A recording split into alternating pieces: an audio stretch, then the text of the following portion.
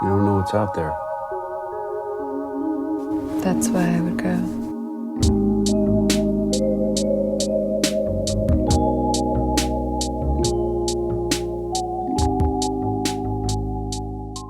Hi, and welcome back to Wild Dream, where we give you the freshest takes on the latest movies. My name is David.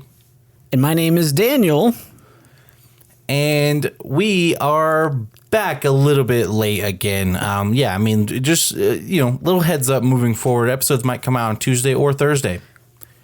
They come out when we feel like it. They come out when we feel like it. That was part of the New Year's thing, okay? And when we feel like it is when we have time to actually put them out. to do this. So, there you go. But yes, we are back with another one. This was a movie that was on our list for a while now. That has a little bit of controversy around it. But we were still excited for it to a certain degree. We just saw Together. And we did it together. Do you just get it? Get it? That's the most clever thing I could come up with. Yeah, it's amazing. It's brilliant. No one has done that yet. No one's done it yet. No one. We haven't heard anyone else do that. So this is history. You're listening to history right now. This is another movie with Dave Franco and Allison Brie. Hollywood power couple. Hollywood power couple. And yeah, there's a little bit of controversy around this movie. I think it's worth mentioning. I think it's important to mention because I know some people who were not going to go see this one because of the controversy. I know that there are some people who are intentionally going to go see it because of the controversy. They only heard about this movie because of the controversy. So, I'm not going to sit here and go through all the details because I don't have all of the details. But from what I understand, the producers of this movie, including Allison Brie and Dave Franco, were involved in some sort of lawsuit because the script for this movie was stolen from the person who originally wrote it. So from what I understand, the story goes that a gentleman had written this story. He sent it into their production company a couple of years ago. They passed on the movie. He went out and made the movie himself as an indie film. And then a couple of years later, when things have kind of changed and, their production company wasn't working with the same people, whatever it was, they went and made this movie using this person's script without their permission, without their credit. So as of right now, there is not a resolution to that lawsuit. So there hasn't yet been a settlement. If there is no settlement, there could be litigation for years. Because of our day jobs, I'm a little bit familiar with the concept of both settlements and litigations. The reason why I bring that up is because I think it is important to be aware of kind of what was surrounding this movie and why some people, like I said, it was the determining factor for some people to either go see it or not go see it. And it is also, something that is kind of in the back of our minds in terms of like, well, how much of this, was done from this other person's movie? How much of it was changed? We don't know. I haven't seen the other movie that, the Pursuant, has made. But what we are going to be doing on this podcast today is we are going to be reviewing the movie that we saw with the people that were in the movie that we saw with the script in this movie. Yeah. So, I'm not going to sit here and pretend like that other thing doesn't exist or pretend that, these ideas weren't potentially stolen or, derivative or whatever it is. But we can only review what we saw. And, we're going to give the praise to the people who made this movie and give the criticism to the people who made this movie. Mm-hmm. It is also worth mentioning Dave Franco and Allison Brie are not listed as a writer or director on this movie, but they are both producers. Their production company was the people who made this movie. Getting into it, the only other Dave Franco, Allison Brie project that I remember seeing was a movie called The Rental. I don't know, last year or 2 years ago. And I really liked that movie. I remember being really, I was really impressed by it. It was a movie that I think was maybe a 5, but I thought that it was going to be a 2. And so the fact that it was a 5 was oh, that's pretty interesting. I can't believe a movie that was, directed by Dave Franco, I was actually really enjoyed. Mm-hmm. And I hope they didn't steal the rental as well. Not that that's like their MO or like that's what they do every time. That's like their But then I was like, but I was surprised that I liked this movie that was directed by Dave Franco. That'd be really funny. Actually, we just find out everything they've ever done is just stolen. Like they're the Amy Schumer of filmmakers, indie filmmakers. The thing about this couple, this Allison Brie Dave Franco couple, that I think is worth mentioning off the top is that. Community is my favorite TV show of all time. I've talked about this on the podcast before. So obviously I've been familiar with and a fan of Allison Brie for a very long time. Mm-hmm. I don't think I've ever been a fan of Dave Franco or anything that he's ever done. I've never thought his work was impressive or good in any meaningful way. The Rental is a movie that he directed that I thought was, pretty good. And that's about as much praise as I've ever given to Dave Franco. But as an actor, I don't think I've ever enjoyed him being in any movies, and he just comes off to me as a typical Nepo baby in a certain way. I know, I don't know how you quite, a Nepo baby because of his older brother, what I'm saying? Like that kind of thing. But I mean, it's part of it. But yeah, that's, something that's in the back of my mind going into this movie. I'm like, well, there's, an actress in this movie that I actually really like and I enjoy. I wouldn't say she's the best film actress, but she has a really, good career in television. There are moments in this movie that I can see that she's a television actress, primarily. Yeah, I think especially too because her character in Community is one of the most intentionally cheesy characters. So a lot of her lines are just very over the top and just Jeff. So it's just like that, and yeah. I think it slipped through a couple of times in this movie where I was like, oh, that was a rough line read, but it would have played in Community. So yeah, it's like it's her character is supposed to be like that and it's supposed to be played that way. And so sometimes it works, sometimes it doesn't. Yeah. But again, it's like a couple of lines in this movie. The rest of her performance was totally fine. Yeah. And I think that, I'm not saying Allison Brie is one of the best actresses ever or that she's one of my favorite actresses. But if I'm putting her side by side with Dave Franco, I mean, oh my God, she's night and day, better than him. Yeah. You know what I'm saying? Like she's not even, I wouldn't put her top 3 actors in Community. Mm-hmm. You know what I'm saying? So, right. But she is a very well-established actress who's done a lot of stuff. And when you do television, you act a ton. So it's like, oh, well, she's only been in, 3 different TV shows, but it's like, okay, well, she has still been nonstop acting for so many years. Mm-hmm. Whereas Dave Franco has not been in nearly as many movies or television shows as she has. So she has way more experience than he does as well. And she's worked with way more directors because of that.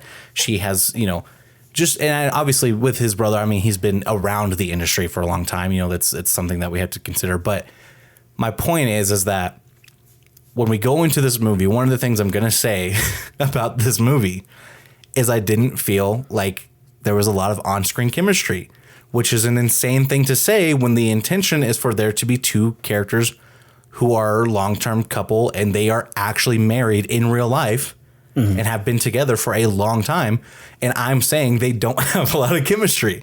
But it's like, but that's just how I felt. You know, like knowing their relationship in real life should have made my brain make that connection and to see chemistry where it doesn't exist.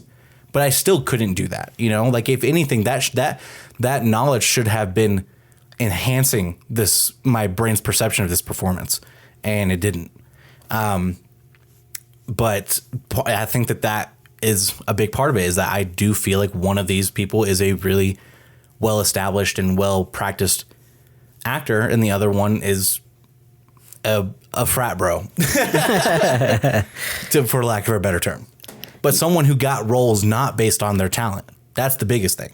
Mm-hmm. This is not somebody who, and I'm not saying Allison Brie could be a Nepo baby for all I know. You know what I'm saying? I don't know who her parents are. I don't know. Yeah. Always right to just assume at this point. Exactly. That everyone in the industry. That someone's uncle is a producer. Is a Nepo baby. Yeah. But at the end of the day, we know for a fact that Dave Franco was not getting roles early on because of how good of an actor he is. Yeah. And I think maybe both of them have a little bit of pretty privilege as well. So. For sure. Yeah, there's like for sure. Did you cast them because they were the best actor for the gig or because they looked the part more than anyone else? But not that doesn't matter. I'm just saying.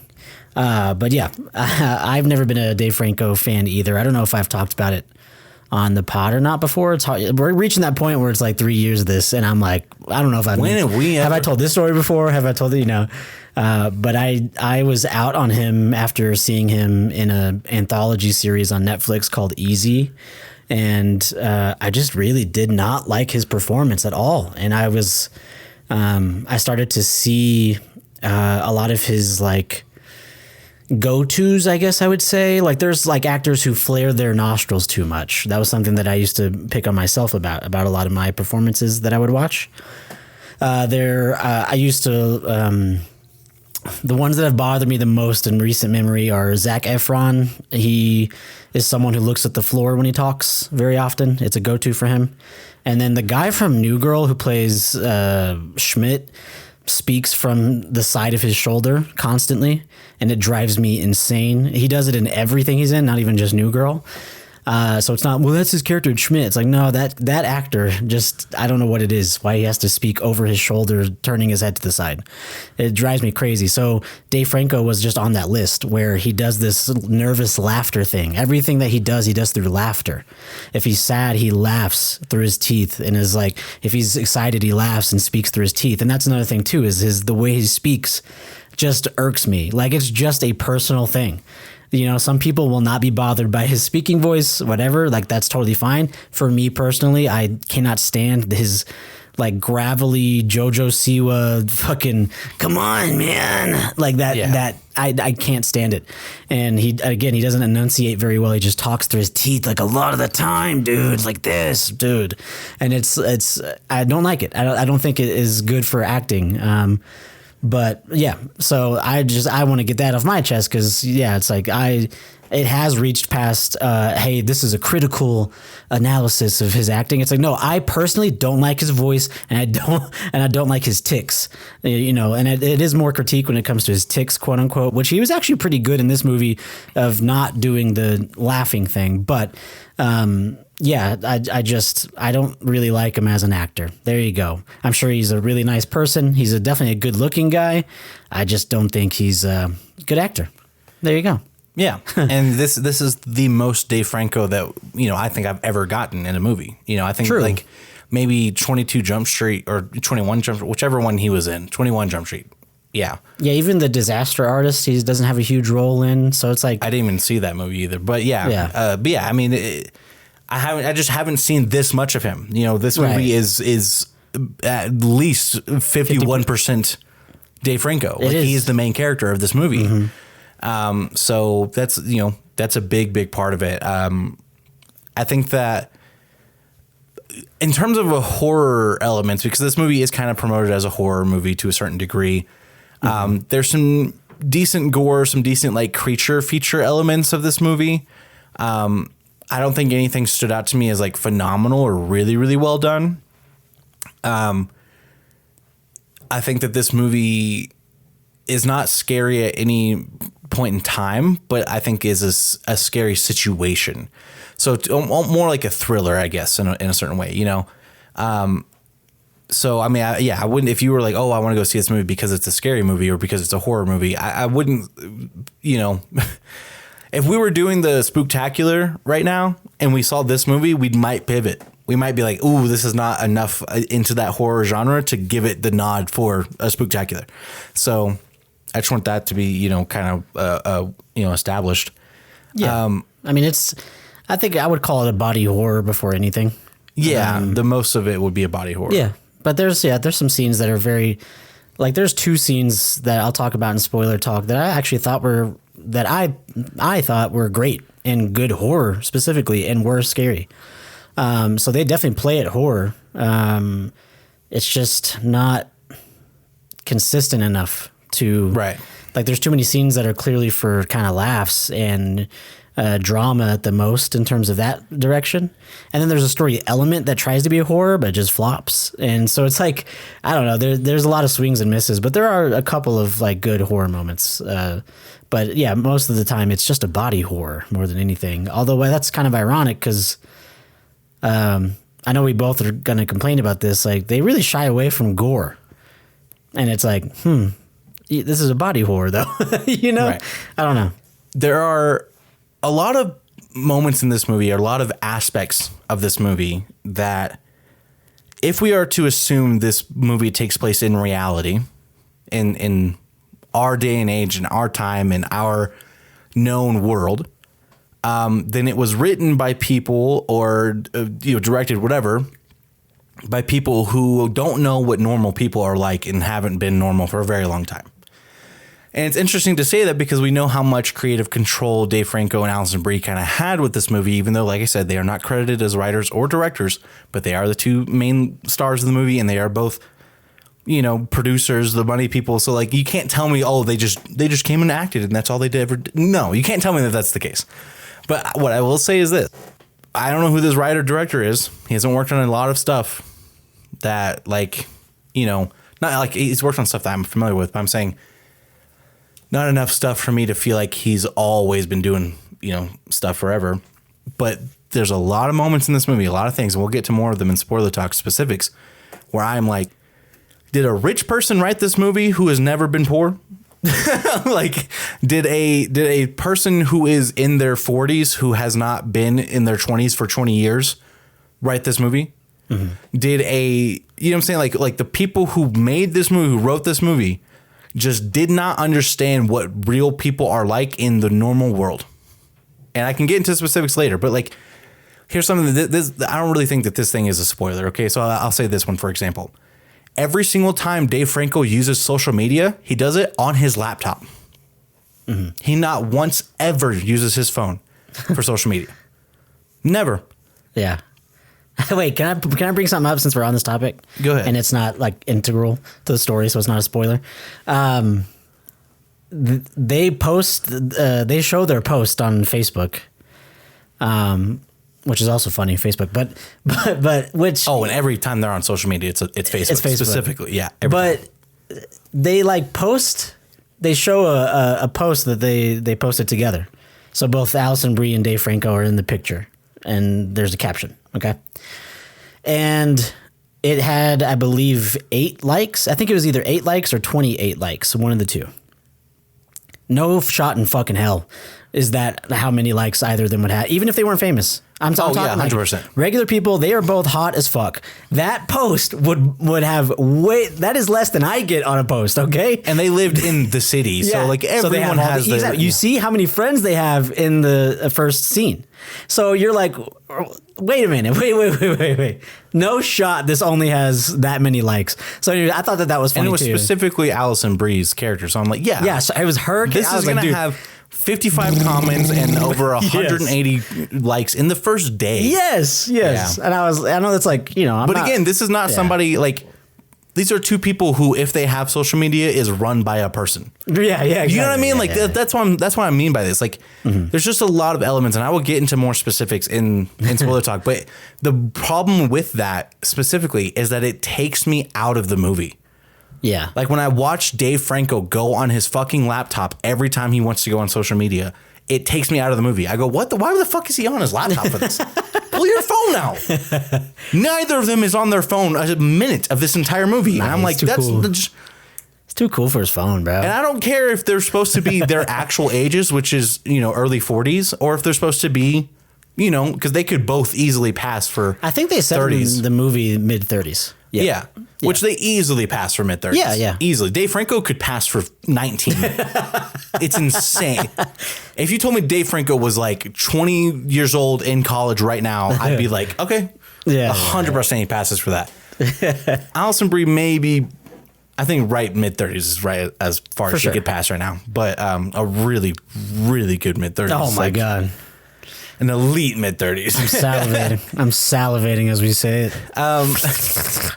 But yeah, I'm just like, but at the end of the day, they're not. They're both in their early 40s. And that is just the reality of some of the issues in this movie, And again, like even some of the issues that they have, like as a couple in the movie, I'm just like, man, y'all don't know what real couples fight about. And sometimes it's really good. I will say that. As a married person, sometimes it's good, but most of the time it's really bad. And I think that one of the issues that I had with this movie is that, with the concept of this movie being solely based around this couple, and this, concept of like codependence and things like that is, and one of the things that I told Dan coming out of this movie is I was like, y'all have wanted to focus so much on the fact that, hey, this is a couple that has issues, that you forgot to show me parts where this couple doesn't have issues.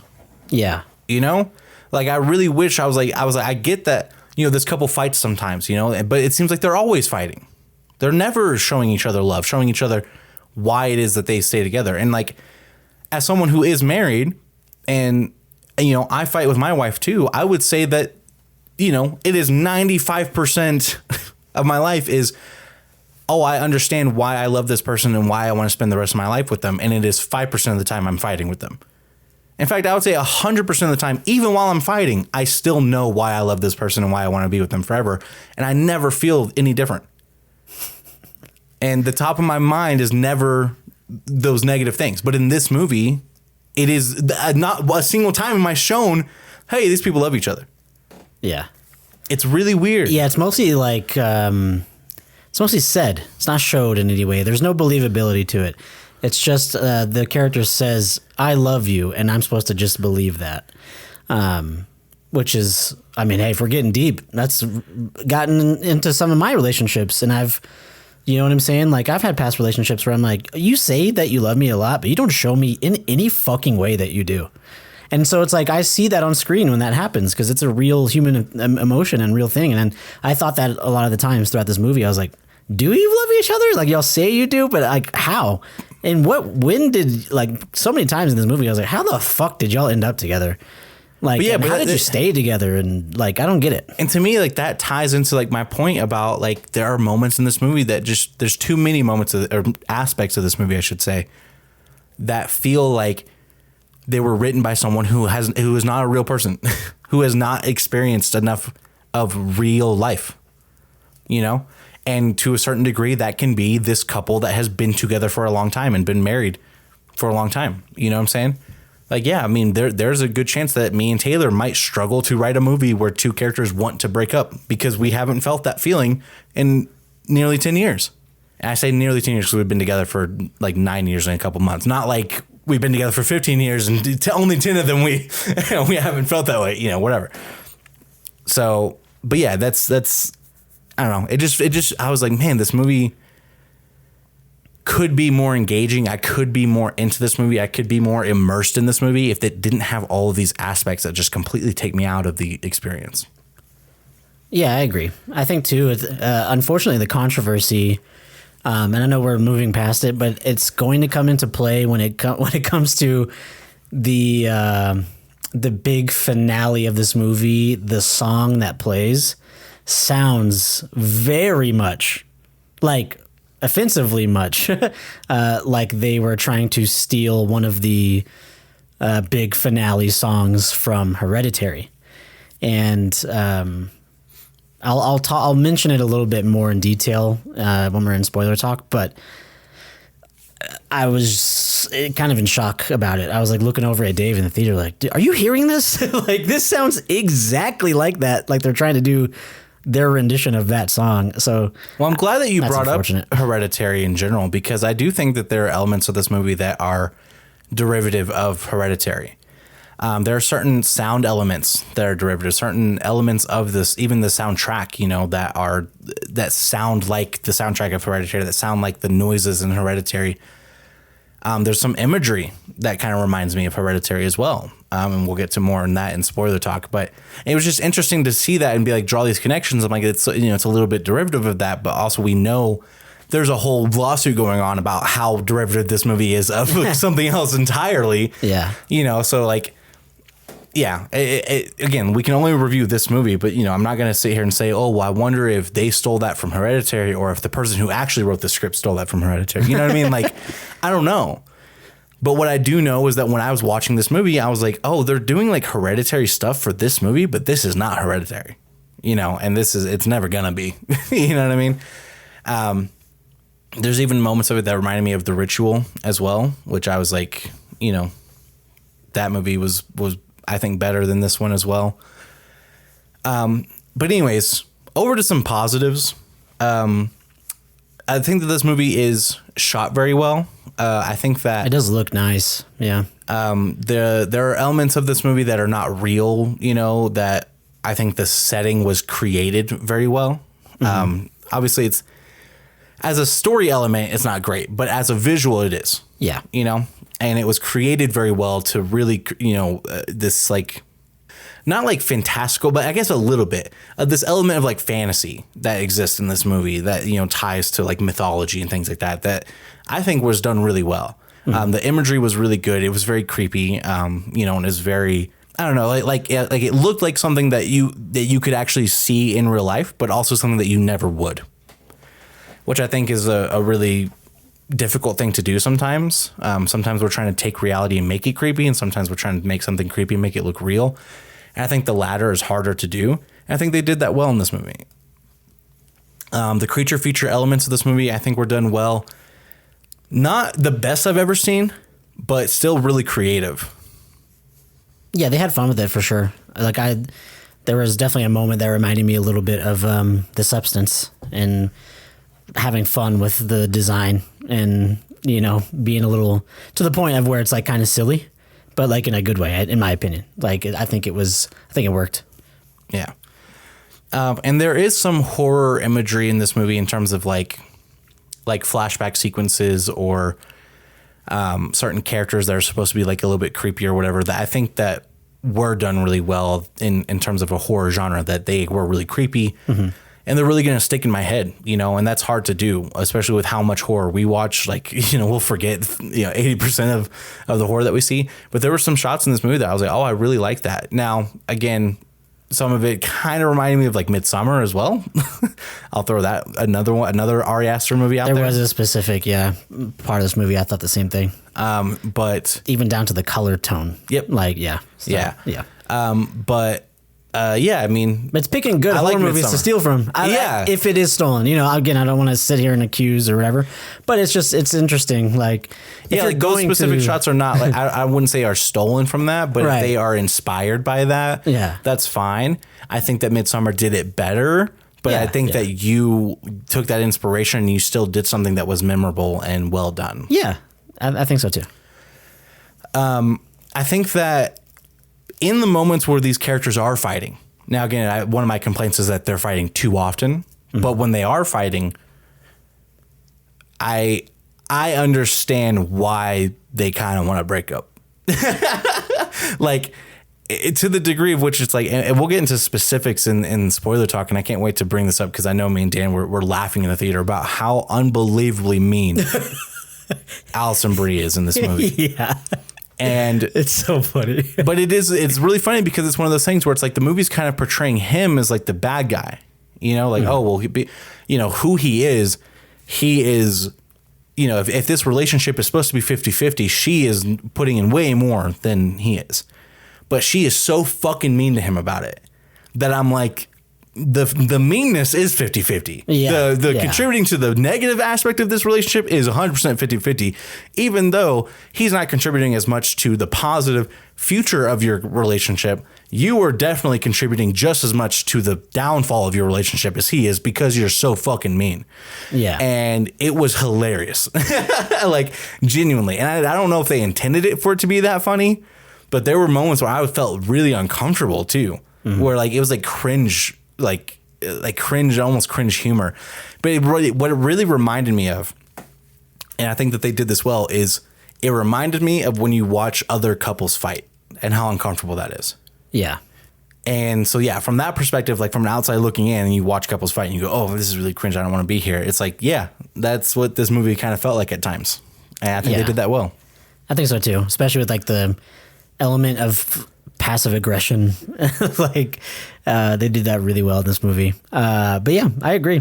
There is a certain element of the movie that we really didn't like, but we can't mention it anymore without spoiling the movie. That's right. We're going to have to go into spoiler talk. Are you ready? I'm ready. All right, David, it's time for spoilers. So, don't tell them that everyone dies. Whoa. Spoiler alert. All right, guys, it's time to get into the rundown. That's right. The Rundown, sponsored by Mountain Dew. I wish.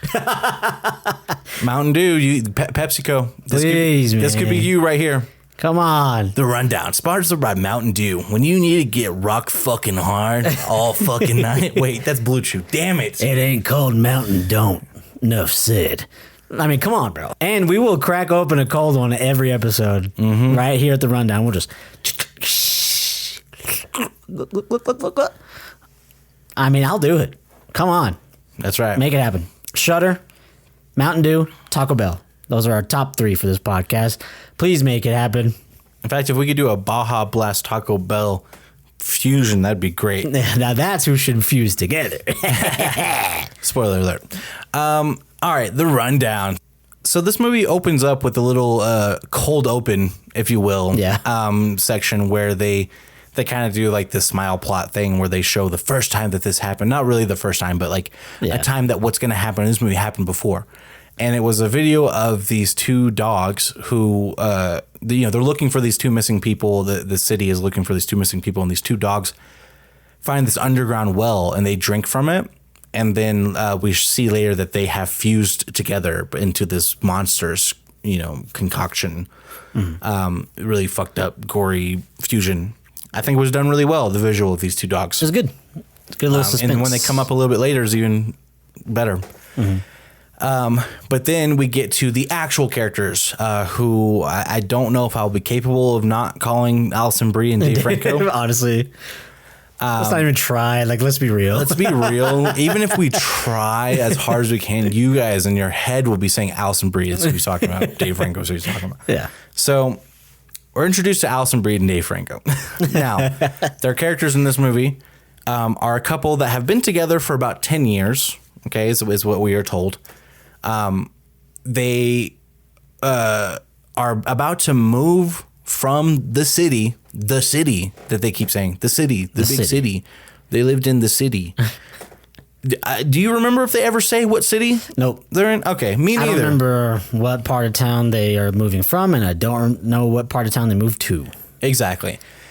So they move from the city to not the city, to out in the middle of nowhere. The countryside. To the countryside. They live in the country life. How does that song go? By Peterson Cotty. People change, little how they do. It's been 30 years of city life, but now we're growing old. Da da da da da da da da da da da. Da da da da da da da da na na na na.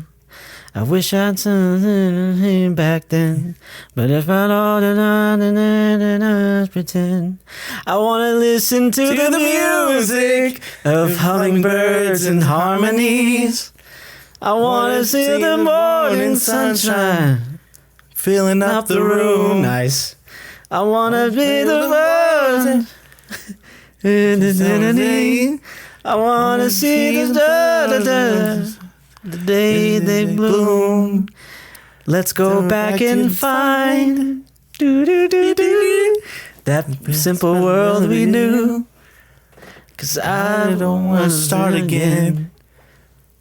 The country life with you. Okay, yeah. I mean, it's not for the pod, but we figured it out. That was dope. Yeah. We got it. I started from the very beginning. I was like, how the fuck? You started from the chorus. I was like, because for real, I was like, I don't know how that song goes. I might cut that just where we start from the chorus because we're do so well at the beginning. It's kind of funny. So that's what they're doing. They're doing the Peterson Cotty country life.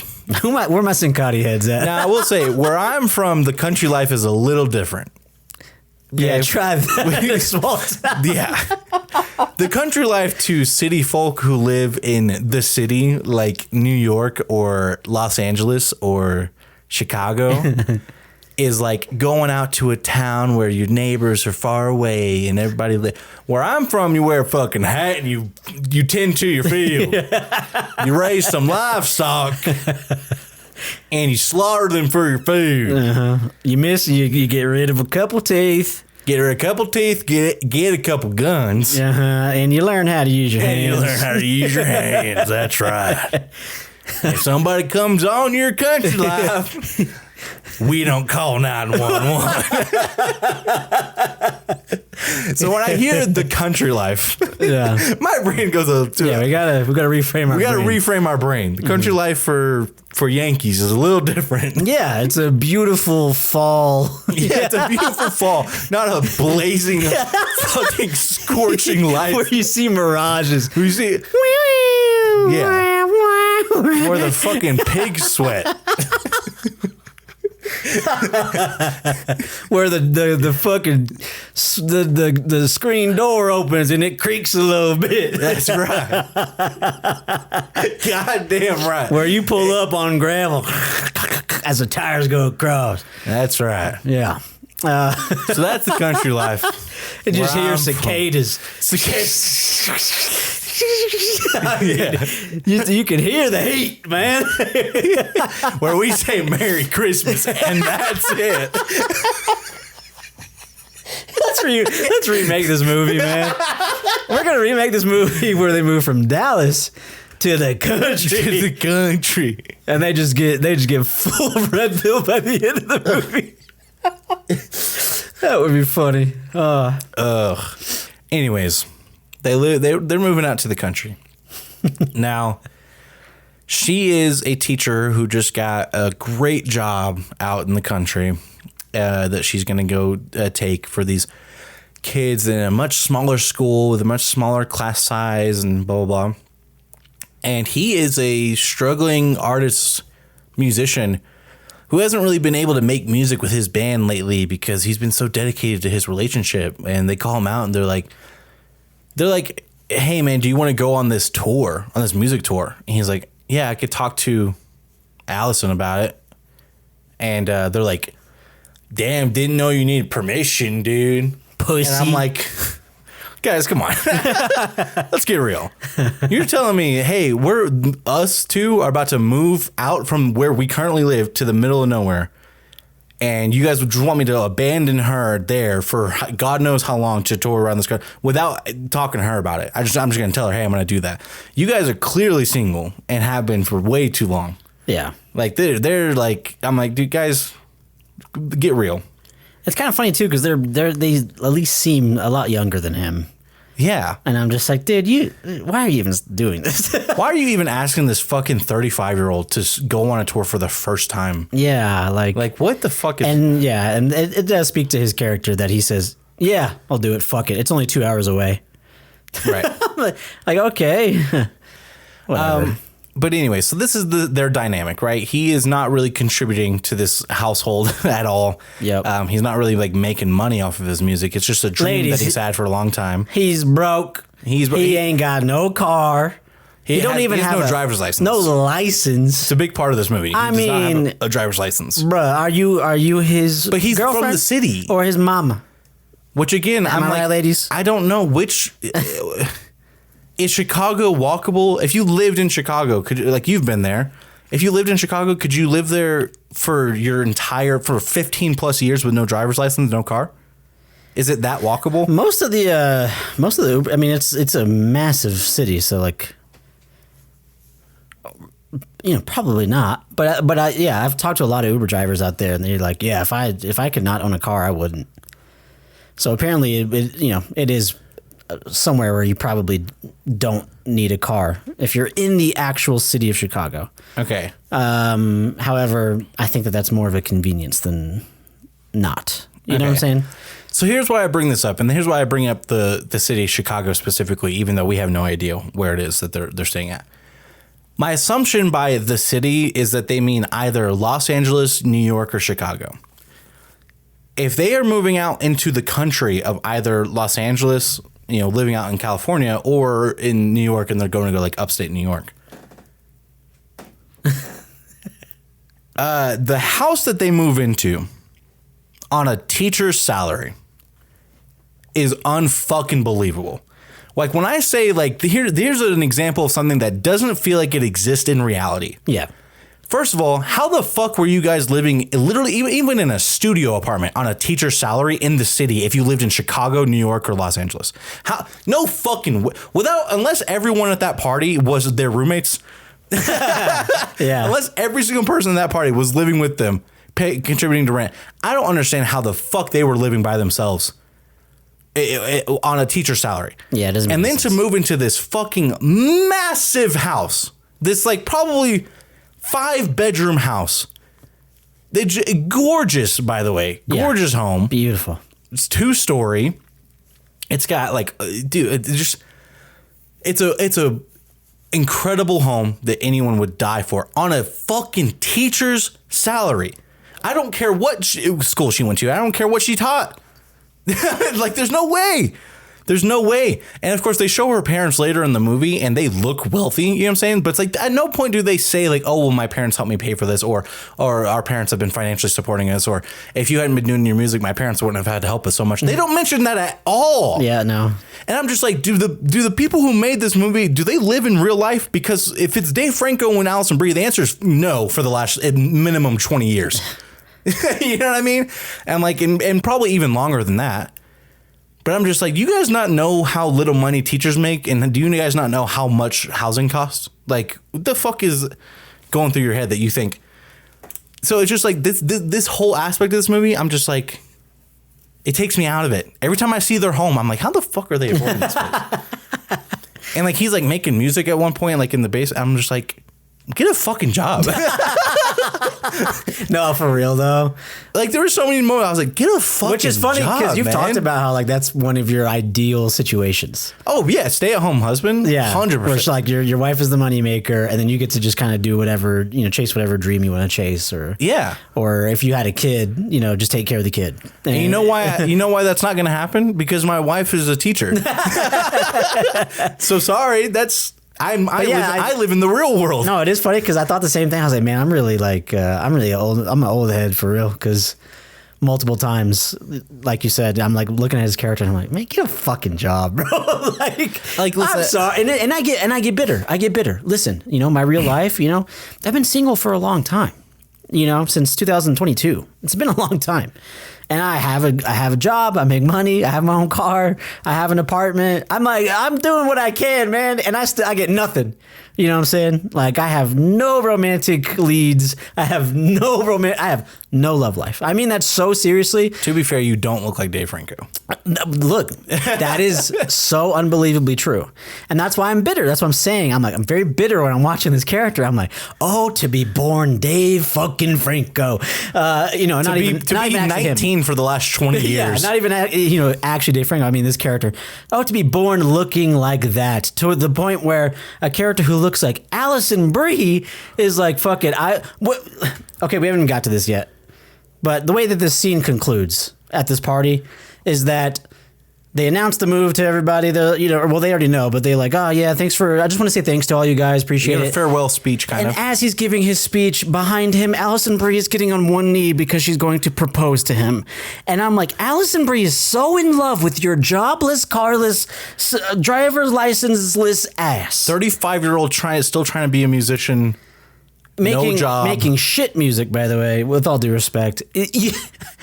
And we hear hardly any of it, and it was bad. I wouldn't listen to it. She's so in love with you that she is proposing to you, okay?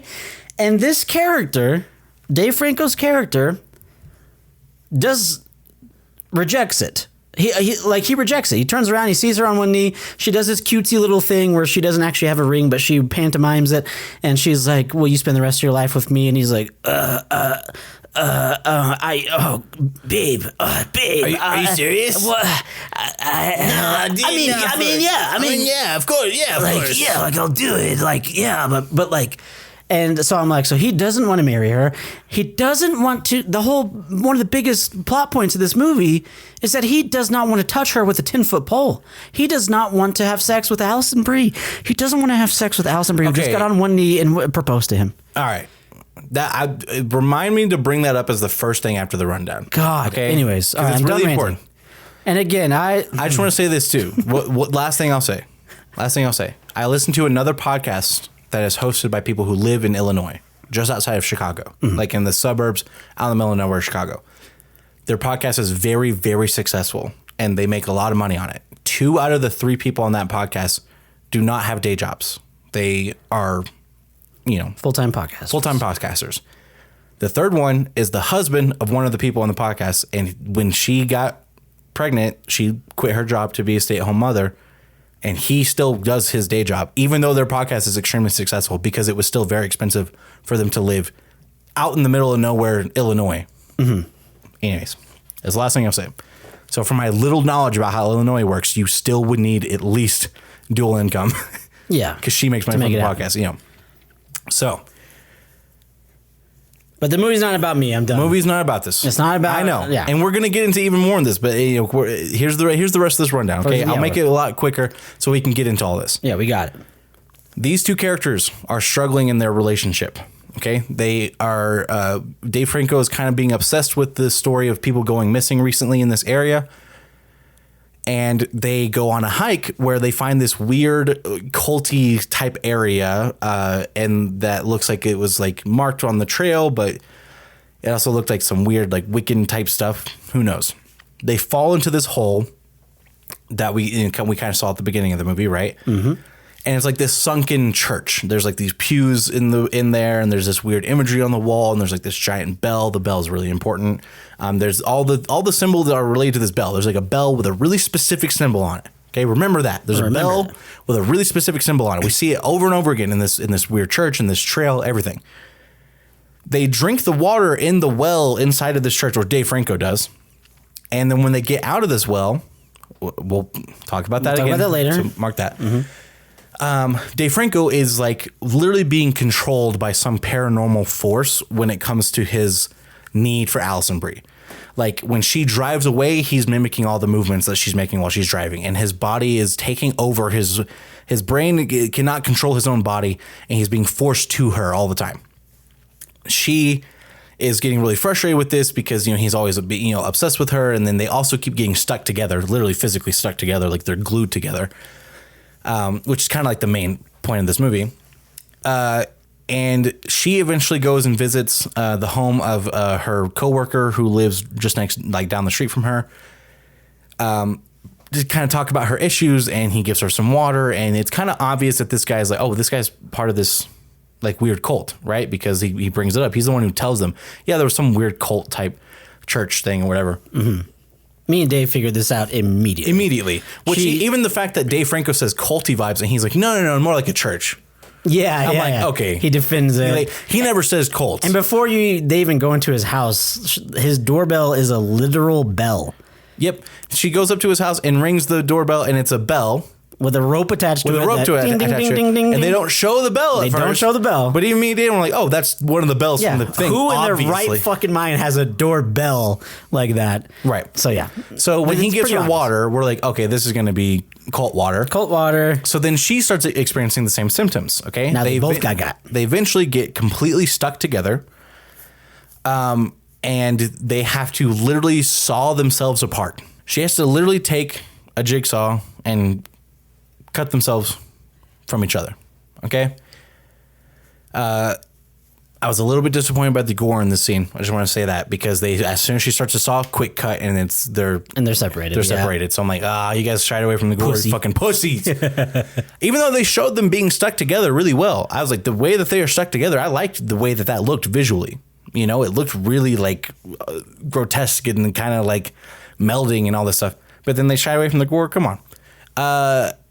They get separated, and they're like, well, we don't know what's going on, but I'm going to go ask for help. She goes over to the guy who has the cult guy. She doesn't know he's the cult guy, but we know he is, to ask for his help. And while she does that, he goes back to that well to try and see if he can figure out what's going on based on what's in this well. She ends up getting confronted by this guy where he reveals that the cult is a group of people where they have people get married to each other, and they drink from this water, and they actually fuse together to become one person after being together. And he is actually two people. He was a gay couple that melded together into one person, into one man. So when she realizes this, she freaks out, and so she starts running away. What Dave Franco discovers is that in the well, he finds the two people who were missing that he's been obsessed with, like since the beginning of this movie, these two people that have been missing. they are fused together, but they clearly didn't accept the fusion, which is what the cult guy kind of explains. He's like, you have to be open to it. You have to open yourself to it. And so they are like the dogs. They are like completely trying to separate from each other. It's this, like he said, very substance-esque creature of these two people, being fused together, but trying to separate. It's insane. And then when Dave Franco gets back, he realizes, he's like, okay, well, the only thing that we can do to survive is I have to kill myself. So he's about to kill himself, and then he realizes that Allison Brie was attacked by the cult guy, and he slit her wrist open. So she's actually bleeding out. He takes her inside, and she wakes up, and she's like, wait, how did you stop the bleeding? He's like, there was only one way to stop the bleeding. And then you see that he has melded himself to her again, like they were stuck together earlier in the movie. They both kind of agree, like, yeah, I mean, there's no stopping this. So the best thing that we can do is just, if we do want to be together for the rest of our lives, is we're just going to accept this. And then they both accept it. They have this whole scene where they meld together, and like you said, they play this song, that was Hereditary-esque. And then they meld together, and then you get this really weird, stupid fucking scene after they meld together. This should have been the end of the movie. Mm-hmm. They meld together, and the whole time, like throughout the movie, like Allison Brie keeps saying, my parents are coming this Sunday. My parents are coming this Sunday, blah, blah, blah. Well, it comes to Sunday. The parents come over. They knock on the door. They open it, and it's a person who looks like a combination of Allison Brie and Dave Franco, like CGI, AI, fucking deep fake generated face. Yeah. And that's the end of the movie. The end. Okay. All right. Now we can deep dive into stuff. So you told me to go ahead and immediately, when we're done with the rundown, bring up the fact that Dave Franco's character does not want to have sex with Allison Brie. Okay. So we are kind of told this, like, verbally, they've been having issues where they haven't been fucking.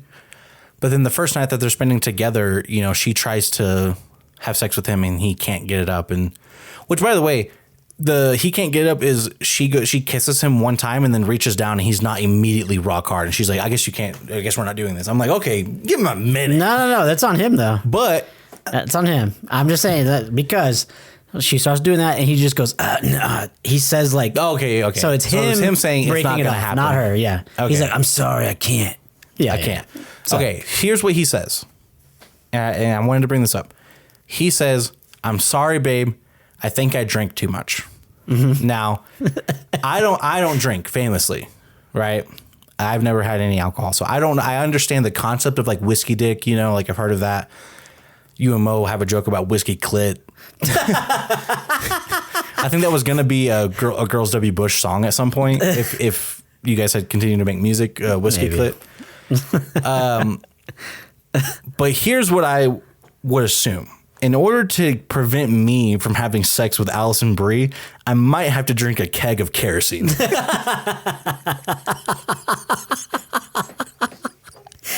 I right? Give or take about a keg of kerosene.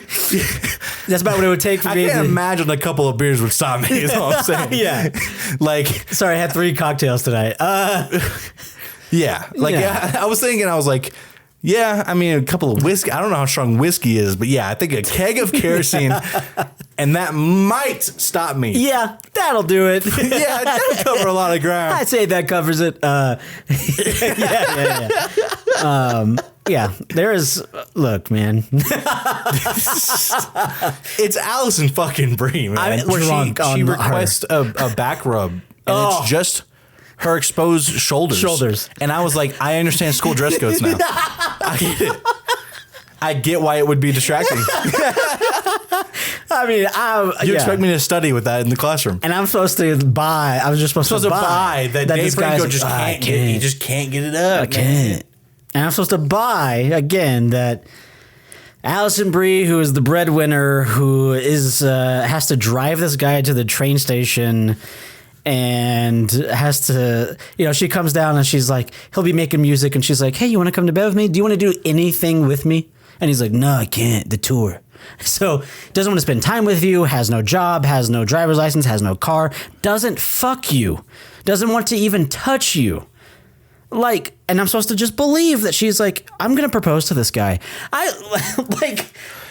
There's so much wrong with this. I don't understand. There's so much wrong with this. I hate it. But here's one of the things that I wanted to bring up about that specifically, okay? Because like I said, there are moments where they are arguing or they have disagreements, whatever, that did remind me of reality. Mm-hmm. In fact, their disagreements I felt were more realistic than their love for each other. Yeah. The love part I thought was not realistic, okay? That was one of the scenes. So the scene where she comes downstairs and she asks him to come to bed with her, I felt that scene so hard. Now, I will say, we're supposed to assume that these two people have been together for 10 years, okay? For 10 years. And I assume that they lived together before this. They don't really make it clear if they did or not. If they have been together for that apartment? 10 years and they didn't live together, that'd be fucking insane. That would be insane. But Yeah. I assume this is not their first living situation. Right. But it was a little bit triggering for me personally, because when me and Taylor first started living together, 10 years ago, not 10 years, you know what I'm saying, 7, 8 years ago, this was something that we fought about a lot, and I have insomnia, so I don't always sleep. And I was in college at the time, and I was making movies, and I was writing scripts, and I was, also obsessed with Overwatch. That was, a whole nother part of it. But there was a lot that I was doing, and I didn't sleep. I was never used to going to bed at nighttime. I just wouldn't sleep. Maybe I would sleep the next day, maybe in the morning. Maybe I would only get 2 hours of sleep a night or whatever. Because I was in college, and I was fucking taking 2 Adderalls and drinking 2 bangs a day. You know what I'm saying? Like, I didn't sleep a lot. And I told her before we moved in together, I was like, hey, just so you know, I don't go to bed at nighttime. So if we, when I come over to stay the night with you, the goal is for us to go to bed together. But if you think that when we move in together, we're going to go to bed together every night, that's not what's going to happen, And she was like, yeah, I understand. And then we start living together, and she immediately is upset that we're not going to bed together every night. And I was like, I told you this is what was going to happen. So we would fight about this. Mm-hmm. I wouldn't go to bed with her. And so, like, it reminded me, I was like, when she comes downstairs and she sees he's literally in the middle of doing so, like, he's like, has his guitar on his lap, has like 3 programs pulled up, and she's like, come to bed with me. And then he says no, and she gets disappointed. To me, I was like, she is being so selfish right now. Mm-hmm. She's like, hey, stop everything you're doing because I want to go to sleep. Yeah. Now, here's what I understand as someone who has been with their partner for 10 years, okay? When you get used to sleeping with someone every night, it is impossible to sleep without them. That's just how it is. When me and Taylor, when one of us is out of town and the other one isn't, I know for a fact the other one's not sleeping. And like, we're probably not sleeping where we are either, because it's so impossible. And I also understand that marriage is all about compromise. Do you want to know what happened with me and Taylor, how we compromised with this? Here's what it was. When it is time to go to bed, we go to bed together. If I cannot sleep, after about 2 to 3 hours of like genuinely trying, I can get up and go do whatever. But I have to at least go to bed with her at the time that we agreed to go to bed and try. Okay? My sleeping schedule, my sleep habits have improved significantly. Also, I've gotten older and I don't drink that much caffeine. I don't take that much Adderall every day. So that is a big part of it too.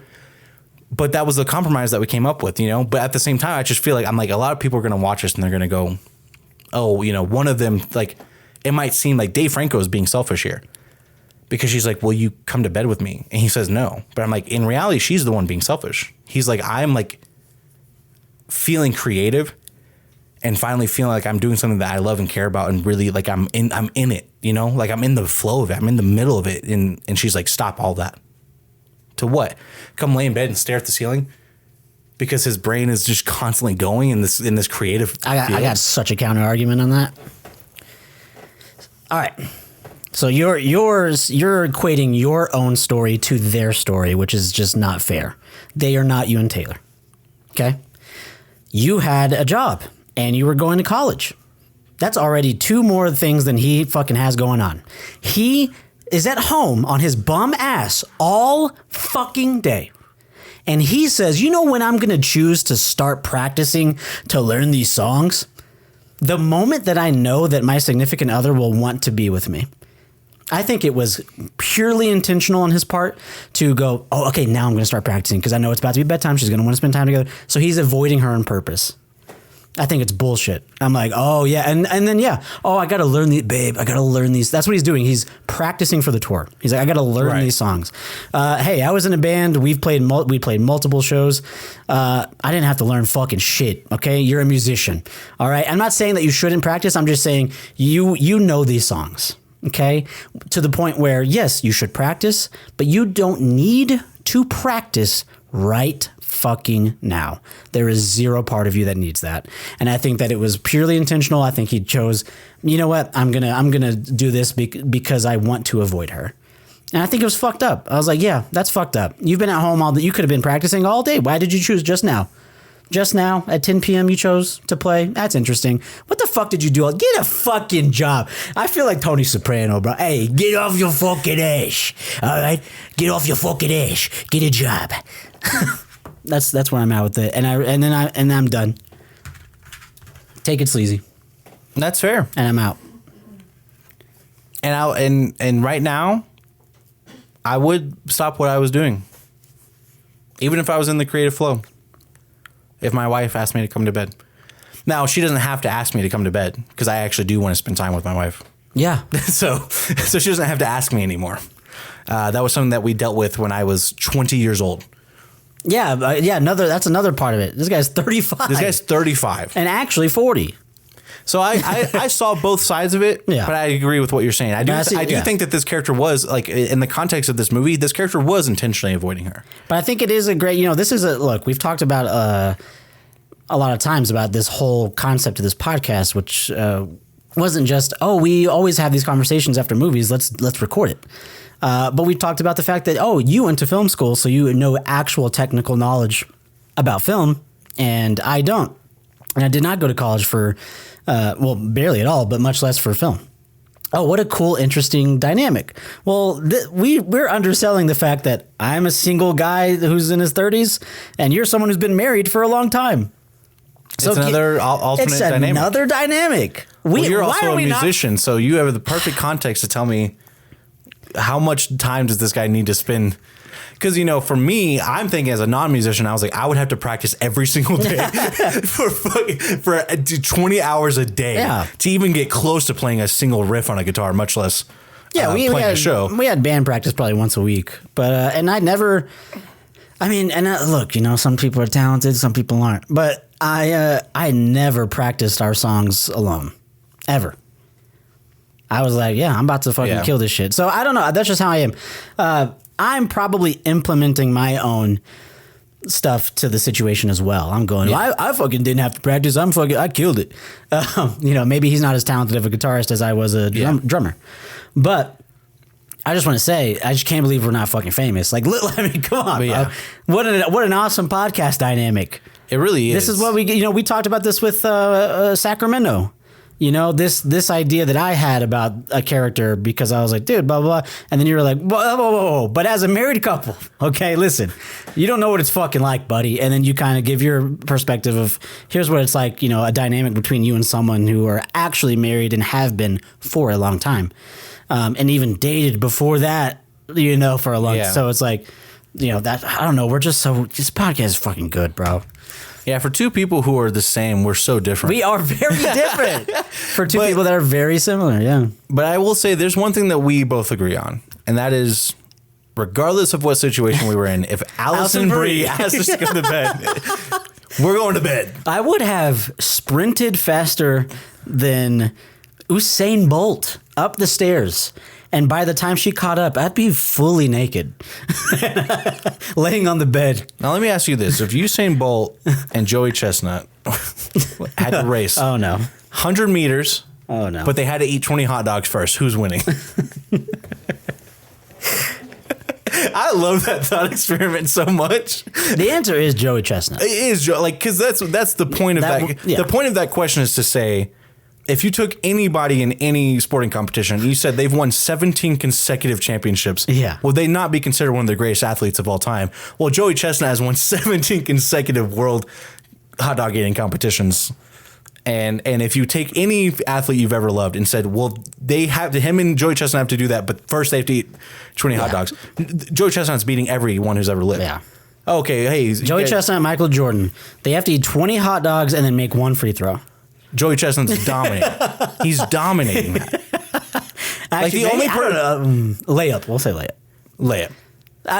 Some people are really uncoordinated, bro. But I also think Michael Jordan's not eating 20 hot dogs in a day. I don't think there's no shot. Exactly. I don't think he'll even reach the 20. That's exactly so. My Yeah, point. and same with Hussein. Like, Yeah. Yeah, that's true. Yeah. That's a good. Yeah. Anyways, so together. So together. Yeah. So we've got that out of the way. Look, Listen, they are not there. Here's a moment of the movie where they're supposed to love each other that I disagreed with. Okay. There's a scene where Dave Franco cannot control himself and he shows up to Allison Brie's job and he's like, I want to fuck you right now. And she has been so horny and so, ignored sexually that she's like, okay, let's fuck right now in the bathroom at this school. And again, as a person who is married and, not to get too personal on this podcast, but I will say I do not have sex every single day.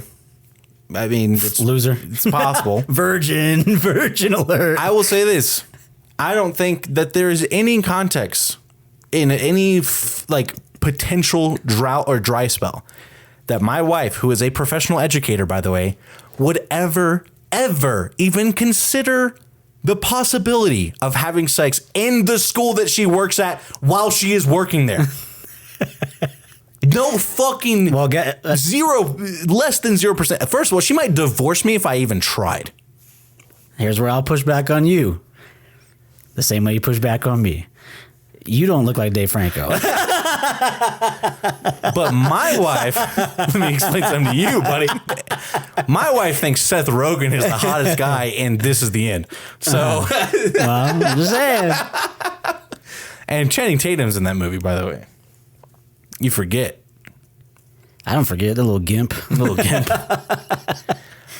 Yeah, of all the characters in Superbad, she thinks that Seth Rogen's had the best glow up. Could you imagine? And for me, it's easy, Michael Cera. Dave Franco's in that movie as well. It's Emma Stone. Unless we're only talking about looks. Like, I'm just saying, you watch her in Superbad, you're like, what is this chick ever going to do again? And then you're like, wait a minute. This chick can cook. She's a really good actress. That's true. Anyways. Yeah. Okay, fair enough. But still. But still. I don't see it. I don't see it. When they were like, okay, yeah, it's actually fun. I was just like, no, dude, she would kick his ass out of there. This would cause the biggest fight they ever had. She'd be talking about, I don't want to live with you no more. All this shit, bro. Mm-hmm. And that is kind of what happens later, but not because of this. She does this because he pitches his theory to her, this thing that they drink and is part of a cult or whatever. So yeah, she's more upset that they got caught. Yeah, they kind of get caught by the other teacher. They almost like get away with it in a certain way because it looks like maybe she was on her period. Yeah, kid snitches. It is funny that during the scene I was like, "There's no way, right?" And then they go into the bathroom like, "There's no way, right?" That they're about to. And I'm like, "Prison. This is so wrong." It was funny. And then guess what? His dick gets stuck in her, and they show it. And they show it's a prosthetic because he's a fucking coward. But yeah, so his dick gets stuck in her because they're getting glued together. They're melding every time they touch each other. Yeah. Because of this water they drink. It's a funny shot. Although I will say, again, if this were me and this is Allison, I might pretend to be stuck a little bit. I want to say, just kidding. I love my wife. I do want to say that they finish, and then he says, she's like, okay, like, get out of me. And he's like, I can't, I'm stuck. And I looked over at Dave and I said, jealous. And then we dapped each other up.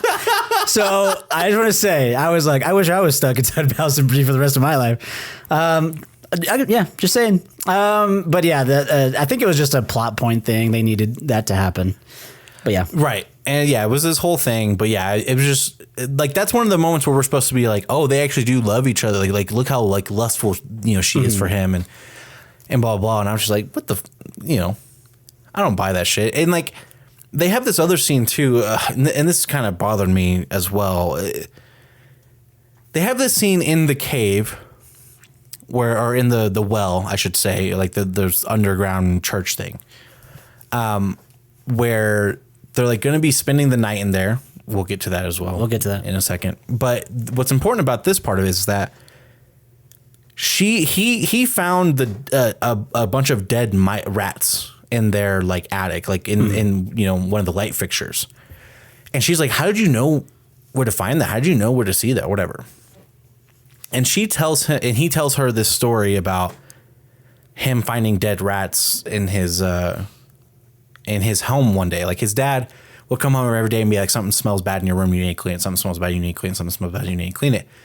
And after like the fourth or fifth day, his dad is like, okay, this is ridiculous. And then he comes home one day and his dad's like, I found it. And he's like, what? And he's like, there was a dead rat in your light fixture. And every day when you would come home, you would turn the light on, you would be cooking these fucking rats. And then you would, it would stink up the house. And then he explains how he is the one who found his dad dead in their home. And he has like a nightmare about this beforehand. We don't really know the context of it. And it's this shot that's very, like we said, like Midsummer-esque because it's this blue lighting and there's a dead, the man is dead and he has this weird, fucked up face from being dead for a long time. And his mom is sitting up in bed next to him, just looking at him, smiling. And so he explains that essentially his mom went crazy. And when she woke up and found his dad dead next to her, she just continued sleeping next to his dead body every day for however long. Like he's like almost decomposing at this point by the time he discovers them. A Rose from Emily. That's for my literary heads out there. That's the exact plot of that story. And I referenced it and kissed the bus. But yeah, so she, he's explaining to his wife how when he discovered his dead dad and his mom in bed, that it was the smell is how he knew something was wrong and he went into the room. It kind of sounds in the scene like he's telling her this for the first time. And I'm like, you guys have been together for 10 years. It does. She makes a comment about it. She's like, I can't believe you never told me this before. Right. And it's clear that she knew, hey, he found his dead dad. Like that part has been told to her, but like this aspect of it, like the trauma aspect of it. And I'm just like, dude, this is 100% something you would have talked to your wife about or your significant other of 10 years. Like it was just so unrealistic. Like when I said like this movie doesn't feel real at times, it doesn't feel like this movie's happening in reality. That was one of the moments. I'm like, he's sharing this thing with her and I'm like, you guys feel like you're talking to each other as if you guys are like just started dating. Yeah, there's a couple of moments I feel like that. There's a couple of moments where it feels like you guys just started dating, but you're telling us you've been together for 10 fucking years. Like, listener, what I want you to do, think about where you were right now. Think about where you were 10 years ago. How much of your life has changed in 10 years? Where were you 10 years ago? Were you legally allowed to drink 10 years ago? Were you like me just graduating high school 10 years ago? Were you like, where were you living? Who were you living with? How much in your life has changed in 10 years? That's how fucking long these people have been together, and he is just now telling her about his trauma. Think about someone you know in your life right now, someone who you're extremely close with, that you have known for 10 years. How much do you guys know about each other? Do you know their trauma? Probably. Yeah. I mean, me and Dan shared it, so a little bit. We've known each other a little longer than 10 years, though. A little bit. A tad. But even then, I'm like, yeah, when I think of like Daniel and Mo, who have known each other for over 10 years, you know what I'm saying? When I think of all my best friends that I've known for over 10 years, I know their trauma. We've had moments where we talk about these things because we've known each other for 10 fucking years. And these people talk to each other like they had just started dating a fucking 3 months ago. It drives me crazy. And this is just the perfect example of that. This is the quintessential example of that. This scene is quintessential to their relationship. There, I'm using the word right. You happy? Now let's talk about this well. Dan, I know you wanted to, I know you, as you, me, and the entire audience held our hands out to the screen and looked around like we were all crazy because of this well. Please explain it. Yeah, it's really simple. They fall into this well while on a hike, and it's really slippery because it's raining. And so they both fall in as she tries to help him out. And they are starving. He's talking about I'm so thirsty. And so it's like, oh, we've been here forever. And they, which leads to why he drinks out of that well, which is really hilarious. We haven't mentioned that the well it looks like the ideal version of a well that you would see in real life and go, oh my God, I'm not going near that. Right. And he's like, we should drink from it. It is a well, and it looks even worse than something you would see in real life. It looks like a pool of water inside of Satan's asshole. Yes. Like it is a demonic well. Yeah. In an underground cavern with marked bells with symbols. And he's like, oh, I'm going to take a drink from it. But anyways, so yeah, it's to the point where they're hungry. They're thirsty. They're losing their minds. They're whatever. They fall asleep. They go to sleep. They sleep there in the cave. The next morning they wake up. Their legs are stuck together. They, whatever. Which, by the way, I just wanted to say, when they wake up and she's like, oh, like, what? Get off. Hey, your leg's stuck to me. And she's like, what the fuck? What's going on? And he's like, I don't know. I was like, that's when he's like, yeah, dude, I don't know. What is that? What is that weird sticky substance? What the fuck happened? Stuck like where our legs are. Dude, that's crazy. I don't know what that was. Oh. So I think the movie should have been this entire snowball effect was him just covering for that one night. But whatever. So anyways, they wake up. They're like, all right. And then they get out of the well. They get out of the underground cavern. Yep. And I was like, not by calling 911. Not by calling, no. Not a firefighter in sight. They just get out. They just leave. And I swear to God, like the person that was sitting to my right, this theater was packed, by the way. It was a small theater, but it was packed. Person to my right, at the same time as me, puts their hands up in disbelief, going, wait a minute. They could have gotten out of that well at any fucking point in time. That's what we all did. I am so confused. We all were like, wait, you could just leave? Why did they not leave? You stayed the night in a fucking demonic underground church well that looks insane, and it's like he's having dreams where he's breathing at the same time as the walls are breathing, and you could have left at any point? It made no sense. Now they just could have left. That's what I remember Dave going like, was it because it was raining? Like, is it like Peak where like, oh, well, we can't climb right now because we'll just slip and fall? Peak gameplay on our YouTube Wild Dream stream. Yes, sir. So it's like, we were just trying to justify it as much as we could, but it just made no sense. Everyone in the theater was shocked that they were like, all right, let's get out. And they just leave. We were like, wait a minute. They could have done that the whole time. The biggest plot hole of this movie is a hole. Yeah. It's a literal plot hole. It's a literal plot hole. Yeah. Why did they stay the night in this thing if they could have just left? That was crazy. I didn't get that at all. I'd rather drink rainwater than the well water too, by the way. And there's another plot hole too about this is that, again, we mentioned in the rundown that at the end of the movie, I was about to say James Franco, Dave Franco goes back to the hole and gets, approached by this disfigured monster of the two people who've been missing. So where was that monster when they were staying in that hole the first time? Yeah, doesn't make a fucking peep. Doesn't even come out of the shadow for a single second. Yeah, this demonic thing that looks like it's in horrific pain and wants to be killed desperately. Yeah, it's like, it's like just sits there in complete silence for an entire 8 hours. Yeah, like, what was it doing? The fuck? Also, again, things in this movie that feel like they were not written by real people.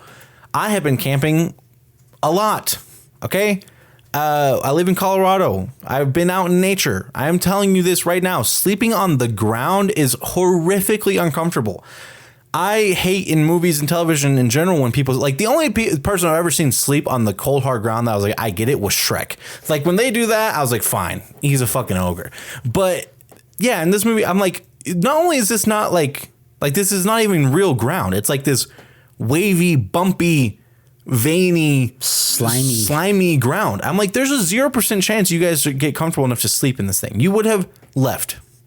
Anyways, very stupid. Very weird. Very not real. Just not real. Okay. I do want to talk a little bit about this like something that we brought up earlier. Allison Brie is horrifically mean to Dave Franco. Mm-hmm. Now, does he deserve some of this? Yeah. For sure. Yeah. For sure. For sure. Does he always? No. No. To this level, no. She takes it way too far, 95% of the time, and I don't understand it. I'm like, do you like this guy? You proposed to him. Like, let me give you the first example. So they're having this dinner party, right? They have the other teacher who works at the school is over at dinner with them, and this is the cult guy. They don't really know this yet. And right now he's just Allison Brie's coworker. Yeah. Right now he's just Allison Brie's coworker. They also make it seem like he wants to fuck her. Essentially, the coworker, he's like, "Oh, the food is really good," and Allison Brie's like, "Oh, that's all Dave, not his name. In the movie. That's all Dave." Hey, pop quiz, what is their names? Can you even guess what their names are in the movie? Wendy and Jared. Oh, You just said 2 fast food mascots. fuck. Well, I wouldn't call one of them a mascot. I wouldn't call him a mascot either. Right. Subway wouldn't call him a mascot either. I want to make that very clear. Yeah. That's funny. I actually don't know. I think that Okay, you're right. good. I think that her name was something like Millie or something like that. I don't Something with Illy, and then his name. Who gives a Dave Franco's character's name. No clue. I don't even have a guess. I'll tell you. Let's see how close we were. Millie sounds right though. Millie is correct. His name is Tim. I would not have guessed that at all. His name's Tim. When? She's like, yeah, this is all Dave. He does all the cooking. I'm no good at it. And he's like, and she says something along the lines of, I've never had to be good at it because he's so great at it. And he's like, really? He's like, you think that you're not good at cooking because of me? She's like, well, I mean, yeah, I've never had to try. He goes, well, I think you could. Essentially, he's like, yeah, I think you could be good at cooking. It's not all me. And then she's like, yeah, this coming from a guy who doesn't know how to fucking drive. This coming from a child who's never even had a driver's license in his entire fucking life. Can't even get down the road if he wanted to. Couldn't even get out of the driveway because he's so fucking stupid and childish that he can't even drive. Yeah. And I'm like, Jesus Christ, where are they? It becomes this argument about He's like, dependency. she goes, never had a license in his life. Never had a single license. And he's like, I have a license. And she's like, yeah, like a fake little fucking bullshit plastic piece of paper. It's not real. It's not real. You can't actually do anything. And he's like, all right, man. I'm like, where the fuck did this come from? Yeah. His comments were not as innocent as you remember for sure. It was like him saying like, oh, so I just need to leave you. I need to get out of your fucking life for you to learn how to cook, essentially. As well, if that's what is that what it's going to take? Maybe I'll come home after that, and then I can have dinner made for me. It's like this. It's him attacking her, saying like, okay, miss, dependent on me. And she's like, oh, dependent on you? You can't fucking drive. You don't even have a fucking license, you idiot. And, now he doesn't, again, it doesn't even match what he said to her.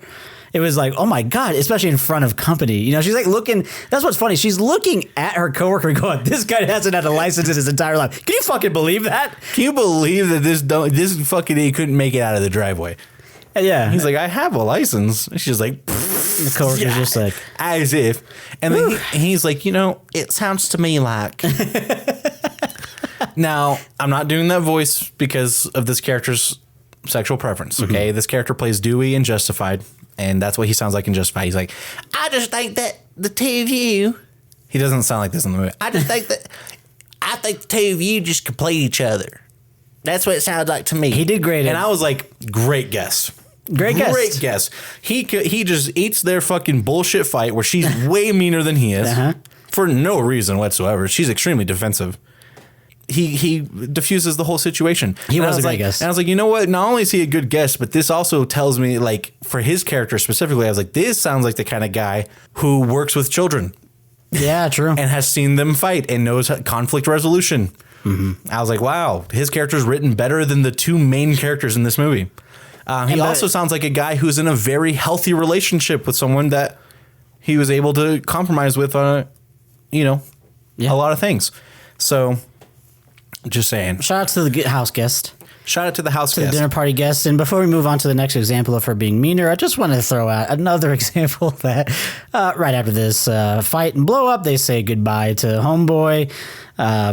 Dave Franco's like, that guy really likes you. And she's like, what are you talking about? He's like, oh, he's looking at you all night. You know, he wants to fuck you. And then because of his ailment from drinking the water, he starts making out with Allison Brie. So much so that their lips get stuck together and everything. And while they're making out, she reaches down and grabs his dick through his jeans. And I'm like, why can't it be me? He keeps getting wasted on this dumb, fuckless loser, man. Yeah. And what's crazy is this was also a body double because she was like, I want to rub someone else's cock. Can you imagine? Yeah, we'll do a stand-in for this. Anyways, I just wanted to throw that out there. But also, I just want to say this. Their lips get stuck together and she thinks that he bit her lip. And then she's like, oh my God, if you don't want to fuck me, just say you don't want to fuck me. And I was like, I don't think that that's all it would take to end that moment. I know it maybe hurt a little bit, but she could have gotten over that.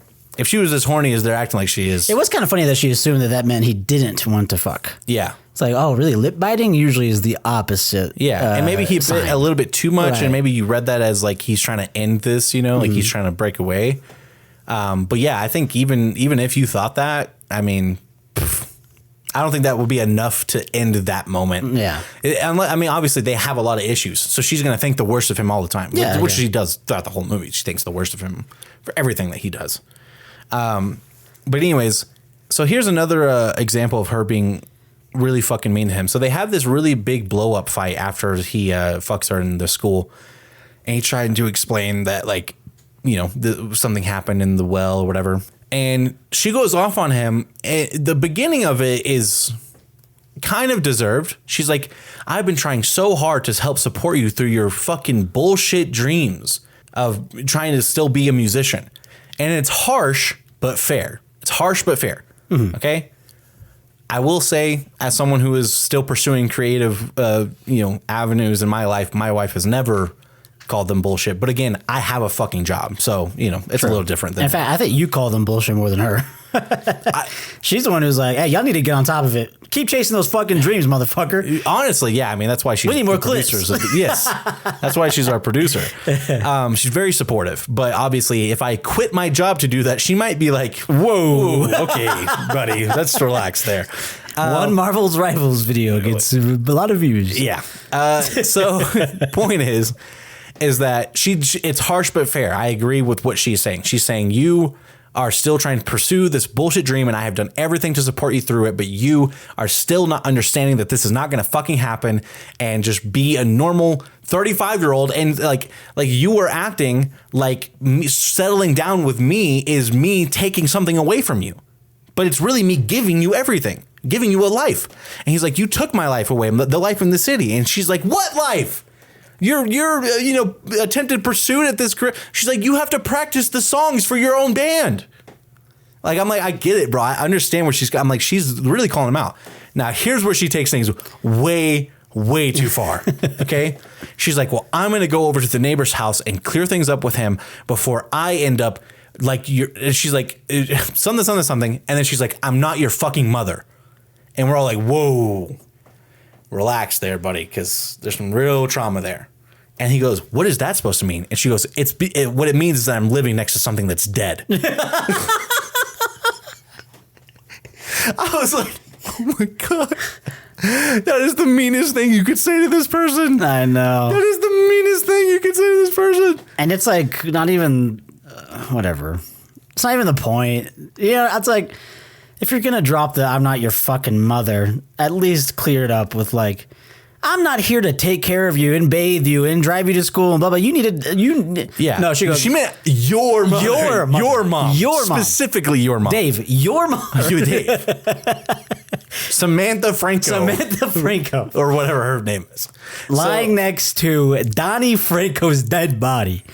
I'm not her. I'm not her. I'm not a dumb bitch who would stay next to a dead. And I just want to remind you, dead next to her. The body's rotting. I'm saying you're as worthless as your dead dad, and I'd have to be as fucking crazy as your stupid mother to continue staying in this relationship. That's what I mean. You specifically.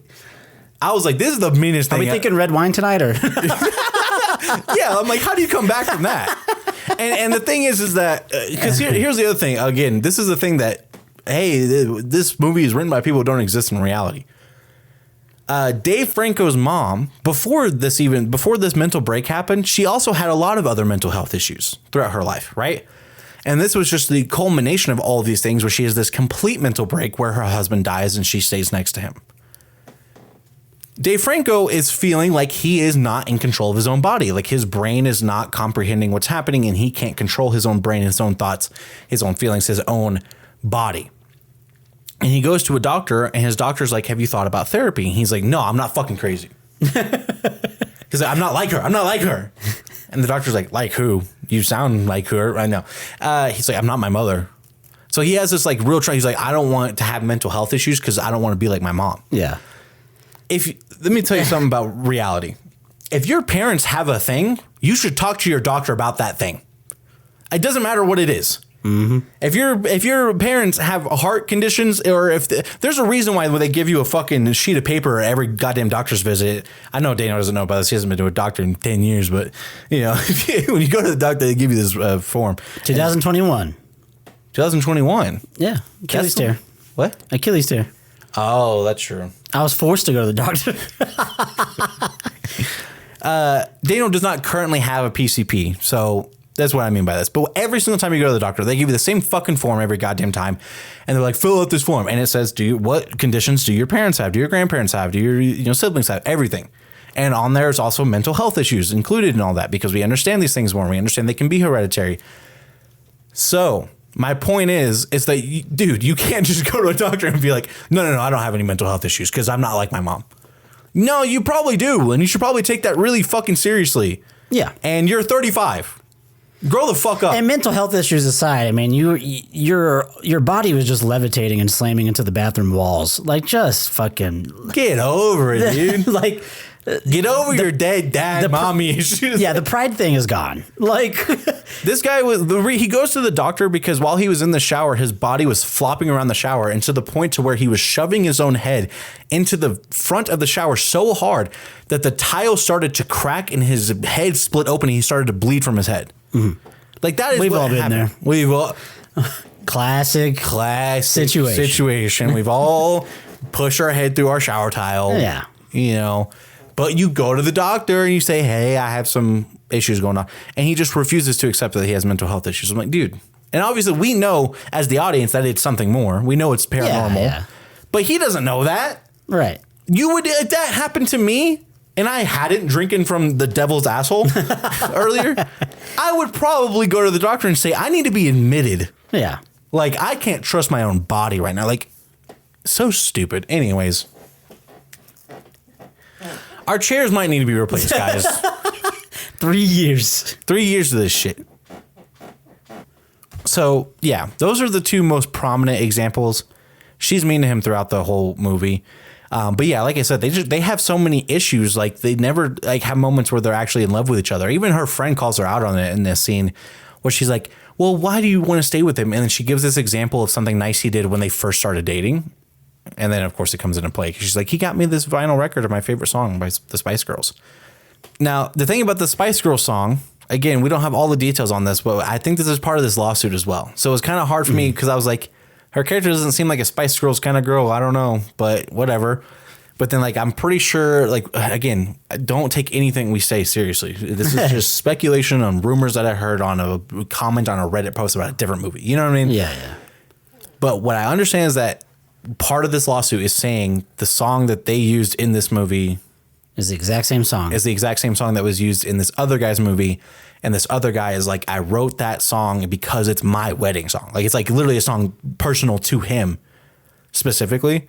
So he's like, you can't just tell me that was a random coincidence. I also read or something like that. Yeah, and again, I did not look into this. This is just speculation. We're gossiping. We're gossiping. But I saw someone say that not only is it the exact same song, but this song is not actually on that Spice Girls record. So they got that they copied that mistake. That they're like, oh, this had the Spice Girls album, but it's actually not on that album. It's like a misremembering. Exactly. Oh, that's what I read. But but it is it's supposedly the exact same song that the other director that made the other movie used. Now, and this is the last I'll speak of the controversy, but the writer-director of this movie together, Michael Shanks, is very offended by all of these accusations and says that he wrote this script based on his own personal struggles with relationships and yada, yada, yada, and that he got this officially registered to the Australian Film Council before, like in 2019, which is before that other director ever pitched his script to Dave Franco and Allison Brie. So that's what he says. Where's the document? You know, where's the actual tangible proof? I don't know. I'm not a lawyer or a judge. I'm not here to do any of that. I'm just talking about what I read. Yeah. When that actually sells, we might bring that up and talk about it. Yeah. Then. But for this movie, movie, there's another thing. This is a funny part of the movie, but it also leads into one of my favorite parts of this movie. Okay. So when Allison Brie goes to the cult guy's house for the first time, she's sitting down and she's talking to him about her relationship issues. And he's like, you know, that happened to me and my partner as well. And so he explains that he had a male partner, right? So it's like, oh, he's gay. Oh, he wasn't trying to fuck her. Even though he has this line right before they talk where he's about to give her some water. And he says, you sure I can't, sure I can't give you anything stiffer? Yeah, sure I can't suggest anything stiffer. He says a specific word. Sure I can't convince you. Sure. Anyways. Yeah. And me and Dan were like, oh, Riz. You sure you don't want anything stiffer? Anyways, turns out he wasn't flirting with her. Yeah, he's gay. He's gay. And that part is not funny. What is funny is that right when he like reveals that he's gay and that he's like starts talking about his partner, Allison Brie sees Dave Franco out the window and she's like, oh, yeah, cool. We'll talk about this another time. I got to go. Yeah, he offers to show her some videos. He's like, I have my wedding video. Of his wedding. And she goes, nah, another time, I'm out. And so it played as if she's the most homophobic person you've ever met in your life. He's like, I'm gay and I would love to show you some videos of me and my husband. She's like, ew, no, bye. No, thank you. I'm good. I'm out. Fuck that. Ew. She was hanging out, super chill, friendly before this, and then all of a sudden, she's like, I gotta get the fuck out of here. It was very funny. And she's like, listen, I don't even know that you're in a cult or anything. You said gay, I gotta go. I gotta get the fuck out of here. Yeah, I'd say that's a cult, brother. Okay. But then the next time she goes to his house, which by the way, the second time she goes to his house, she rings the bell, and then the camera tilts up, and it shows that the bell is the same one as the one. And I was like, there's no fucking way. I'm going to calm myself down. There's no fucking way you would not immediately recognize that bell as being the same bell that was tied to every single tree in an entire fucking thing. And then you fell into a well where your husband was holding on barely to a bell that had a specific symbol on it. And then you guys fell into a well in an underground church with a giant bell with a specific symbol on it. And you didn't recognize this bell?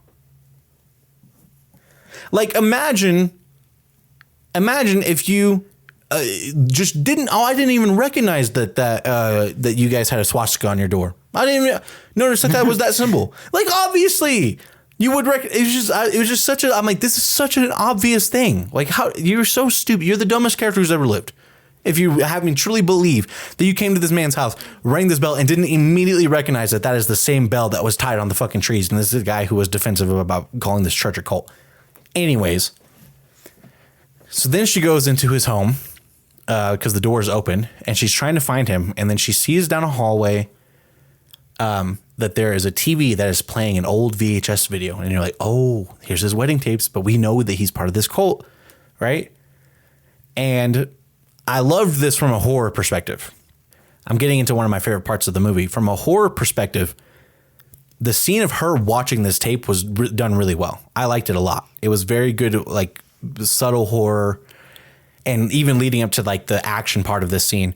So she goes into this room and it's like, you know, a dark hallway and just the blue white light coming from the television screen. And you can kind of hear a little bit of it, but she keeps walking up to it and she gets closer and closer, and then she can see the screen. She's starting to watch, and it's all these people from the church who were like congregating around the church before it collapsed and everything.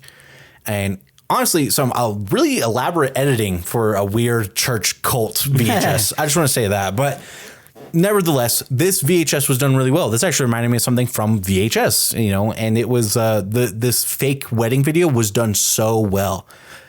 The editing of it just looked like the perfect timepiece of everything, and the culty vibes was done really well. The outfits that they're wearing, it reminded me of Midsommar to a certain degree. I mean, I'm a little bit cult fatigued because every movie is about cults. Even Bring Her Back was a cult thing, but at the same time, that doesn't change the fact that this was done well. But yeah, and just showing like their wedding and like these two guys that look like, the actor who's playing him, it looks like two guys would combine together to look like him, so like the casting was good in that way. Assuming it wasn't like altered with CGI. But anyways, point is, she's watching this video and it's a very creepy video, but it's also like, it is a wedding video. It's like happy, like they're happy and they're loving and they're excited, and they cut their wrist open inside of this church next to the well, and they hold their arms together, and they kiss. But what's so funny about it is that she's watching this and they like cut their arms open and then touch them together, and then they start melding. But then it's when they kiss that she's like, what the fuck is this? It's right after they kiss. She's like, what the hell is this? This is disgusting. Two guys? This is disgusting. It was just, I was like, oh my God, Allison Brie's homophobic. It's just like, it's again read that she was homophobic, which was funny. But from a horror perspective, we see this video, but then we see her in this dark room with the light shining on her, and then very subtly in the background, completely out of focus, you can see the guy, and he's wearing the cult, like his wedding outfit or whatever. Yeah. So yeah, that was done really well. It was good, creepy horror. So then he ends up like walking up to her and like telling her like, oh, this is what, Zeus's plan was, and blah, blah, blah, because, the story of Zeus separating people, and then you're destined to find your other half, and then you meld back together. That's what the whole cult is about, and then he like takes her arm, and he takes his wedding ring, which now has like a spike on it, and he slices her arm open to tell her like, you got to be open to this melding, whatever, it's already happening. But then she punches him in the face like really hard, and then his face like comes undone, and it's just like barely shown in like this like very subtle television light, and you can see his face is all fucked up, and now his voice is messed up, and he's like, you gotta, whatever, before his face like comes back together. I thought that was done really well. Mm-hmm. That was probably my favorite moment of horror in the movie, was this scene. And then even like with the body horror aspect of her punching him in the face and this coming apart and everything. It was really good. Thank God this guy's never been in a car crash, by the way, since he separates so easily. For real. Or it happening at work or anything like that's, convenient. Just while we're on the topic, two scenes that I absolutely loved for how scary they were to me were Dave Franco's initial dream sequence when he goes to bed after the party, and he's lying next to Allison Brie, and she's telling him how much he needs her, and he's like, "What? What are you saying?" And she's like, "You need me. Like you'd be nothing without me. You would have nothing without me. Your whole identity is me, includes me." Yeah. And she's like saying this while turned over away from him, and he's just like, "What the fuck?" And then she's like, shh. And she's like telling him to be quiet because they have guests. And she even said, she's like, can you tell them not to look at us? I can't sleep with them. Yeah, that's what it is. That's what it is. Can you tell them not to look at us? And just that line is already like, oh, fuck. That line is so creepy. I'm freaked out. And then he looks across the bed, and in a very kind of fantastical way, a million miles away, their bed stretches. And at the very, almost kind of like Charlie and Willy the Chocolate Wonka, Willy Wonka and the Chocolate Factory, the way that they lie feet to feet in that movie. Across from them is his parents. And she's doing that thing where his dead father is lying next to her, and she's smiling at him. And then he pulls his cover up to block them out of view. And then the mom's face, or maybe it was Allison Brie's face. I actually could not tell, if I'm being honest. She might play the mom for all we know. Yeah, who knows? But appears underneath that cover, very Grudge style, and comes at him. And I thought it was actually a very good horror scene. I was like, dude, this is great. And then the other one, which I liked even more, was the scene where after he declines to go to bed with her, he starts working on his music more. But now, since she has now drinking the water because the cult member gave it to her when she went to go visit him, now she's experiencing these symptoms.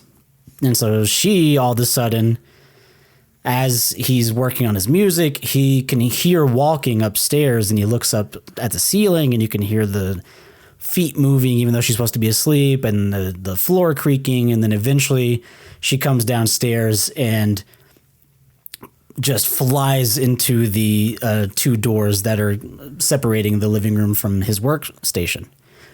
And the 2 doors have this very, like, what's the word? It's just like very cloudy glass.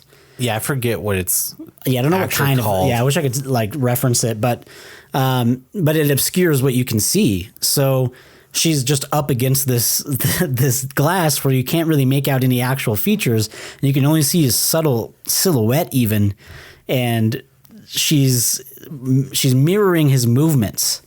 So anytime he moves, she scrapes her face across the glass and moves with him, and it's just this very eerie visual because you can't actually make the details of her face or even her body, and it's like really freaky to me. It was the scariest part of the whole movie for me.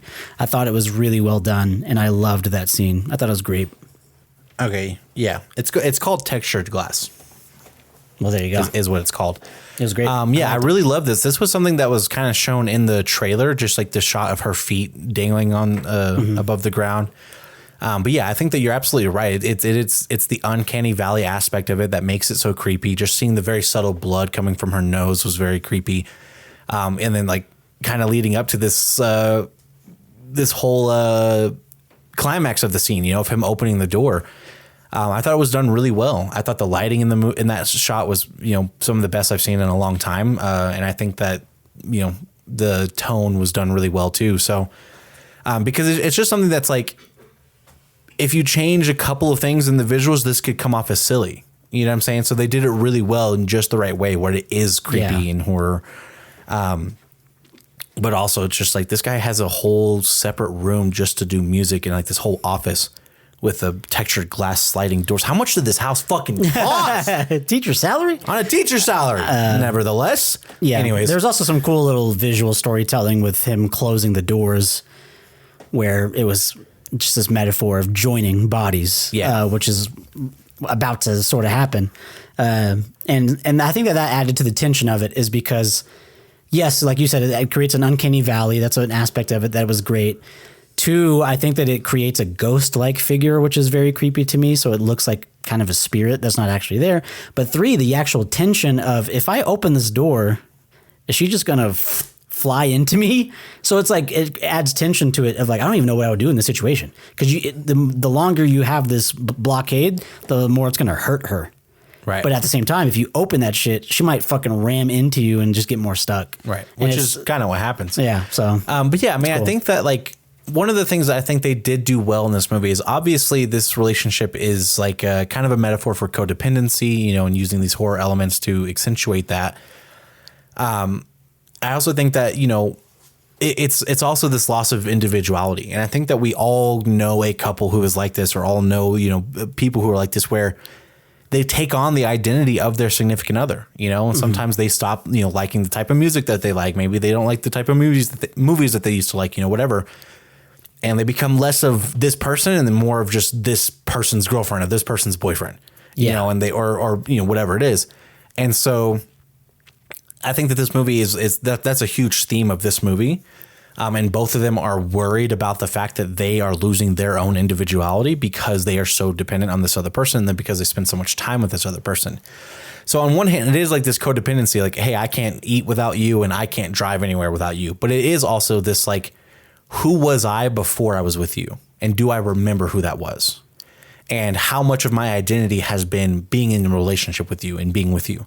And then obviously the movie ends with them literally becoming one person, like that's like the codependency wins, arguably the bad guy wins in this movie, right? If the bad guy is, the lack of individuality, they literally become the same person with the same memories and the same feelings and the same emotions as the guy, from the cult explains it. So I really actually enjoyed that element of this movie, even the early on part of it where at the very beginning they are matching at the party. And it's like, oh my God, you guys have lost so much individuality. You guys dress the same. Yeah. He has a really good line too in the movie where he says, I don't want to see someone else's life flashing before my eyes. Well, he doesn't say that. His friend says that. Oh, his friend says that? His friend says that to him when he says, oh, I'd have to ask Millie, if I can go on this tour. His friend is like, damn, man, I didn't know you weren't your own person who can make your own decisions. He's like, what do you mean? I mean, we're just in a relationship or whatever. He's like, listen, man, all I'm saying is I don't want to see someone else's life flash before my eyes when I die. Yeah. And it's like, yeah, I just love that line. I thought it was great. I like that line too. Now it is a little bit force feeding exposition and metaphor, through dialogue, but it was a good line. And it's a good way to that is, and one of the things I love about my relationship, personally and that was something in this movie that I didn't relate to. What is she looking at me crazy or something? Anytime you've talked about y'all, she has been making gestures this entire podcast. Oh my God. I literally told her after this movie, I said, you should have come to this movie with us to be on this podcast with us. True. Because I said, I'm going to talk about our relationship from a one-sided perspective, and it's just what's going to happen. Dan would have been overwhelmed. That's too much marriage. That's way too much. When me and Taylor first started dating, we had friends who were started to date that were way, way too much into each other and becoming each other immediately. And it scared both of us. And it was something that we focused on early on in our relationship, was making sure that we had individuality, that we had friends that the other person wasn't necessarily friends with, and that we had, activities that we did that the other person didn't enjoy. And we, things like that. Not to say that we weren't compatible and still doing things together. I'm just saying we still have, to this day, strong senses of individuality. We still have activities that we do by ourselves without the other person. We still have friends that we spend time with without the other person. And that is so important to have in a relationship, because what we see in this movie is like this couple is like, not doing well because they've lost all of that, And it's like, well, I love you for who you are, but who are you? And who were you before me? You know what I mean? Like that kind of thing. There's always going to be certain things that you take on from your partner and certain things that you adopt and change over time. But I think that the cult guy, ironically, is the best example of this. He's the one who gives this like way better explanation of it, where he's like, yeah, it wasn't about me not being who I was. He's like, my husband wanted to decorate every room in this house with a bunch of, he's a maximalist and I'm a minimalist. But I wanted him to be happy, so I let him, decorate, how he wanted to decorate. He's like, and it wasn't something that I became a maximalist myself. I didn't add decorations, but I understood who they were and, wanted him to be happy and wanted him to have his space. So we compromised on that, and he's like, so that's what it should be. It shouldn't be, oh, I like whatever you like now, And so I was like, he has a better explanation for it than this other couple. He's supposed to be the bad guy, but he has the best relationship advice. He has the best, counter to their arguments, arguing with each other. I'm like, you know what? This guy seems like the kind of guy who was healthy enough in his relationship to meld with his partner. I'm just saying. Yeah. It also, but they did it really well. That did. part was good. I think too, I have people in my life who have done that too, where they've just gone, just like, head first into all of a sudden, like my couple, being in a couple is my identity. And I would always explain it as you invite your buddy to something and he says, we can't. And I said, I didn't ask y'all, I asked you. Right. And it's like, and it's stuff like that gets like, oh my God, like this is intense. And so, yeah, I get that. I should say too, since we're talking about the guy melding, again, we mentioned that at the very end of the movie, you see what is now the body / face, whatever, the new person of Dave Franco and Allison Brie merged together. And Dave had a really good point, because this, speaking of Uncanny Valley, this face is very Uncanny Valley. It looks like someone completely mixed between Dave Franco and Allison Brie. And also kind of like a young Tig Notaro. But that's weird. Yeah. I don't know. It just, they had the tanness of Dave Franco. Like they definitely got that part. But anyways, I thought it was kind of funny. I was like, that kind of looks like the comedian. But Dave was like, man, that gay guy got really lucky because two guys fusing together. Yeah. He just became a person. It just looks like a dude. It just looks like a guy. It just looks like gay couples come out on top in this cult. Yeah. And he's like, but then when you mix like the Allison Brie and Dave Franco, it's like, whoa, this looks freaky. Right. I thought that was funny. But yeah, and like the only like good thing about that scene in general was showing her parents was that her parents are matching. And so I was like, oh, like she has this concept of what a relationship looks like based on what she saw from her parents. And he has this idea of what a relationship can look like based on his parents. Yeah. So she's like the perfect relationship is two people who are together forever and dress the same and have, this similar life, and they live this suburban settled down life. Whereas he is like, no, if you get too much attached to your partner, then you become crazy and you fucking sleep next to their dead body. Mm-hmm. So like he's afraid of all of this commitment, where she is like, commitment is what relationships are. Yeah. So I like that small aspect of it. With that said, they should have cut that scene. 100%. And not only should they cut that scene, despite the fact that, again, do not know the actor's name or the character's name, Dewey from Justified, the cult guy. Despite the fact that I think he was the best written character, one of the most articulate characters, and one of the best acting performances in the movie, I still think you could have cut all of the cult shit from this movie and it would have been better. I did too. I wish they would have not included the cult stuff. It was too much of, we need a reason for this to happen. Yeah, they were trying to make logic where logic is not needed or cared for by the audience, in my opinion. Right. So it was annoying. And again, like you said, of all things to try and weave that around, why does it have to be a cult? It's always a cult. It's always a cult. Always a cult. We did a cult in back-to-back Ari Aster movies. Yeah. So it's like, yeah. Hereditary, Midsummer, like we said, Bring Her Back, which we absolutely loved. Also had a cult element. Coolest cult I've seen in a movie, though. I'm going to be so real. I thought it was fucking gnarly. But yeah, it's just, it's kind of become like way too oversaturated. Yeah. It's like, God damn, it's always a cult. And I would love to see. And then we watch Eddington, which has COVID, which is a cult in of its own. No, I'm getting worried about that. With the pandemic and all. We keep seeing that trailer for him.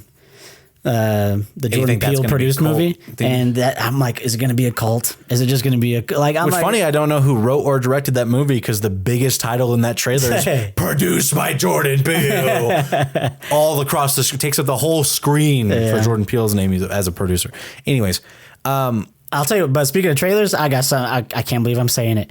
I'm so excited for a biopic. Which one?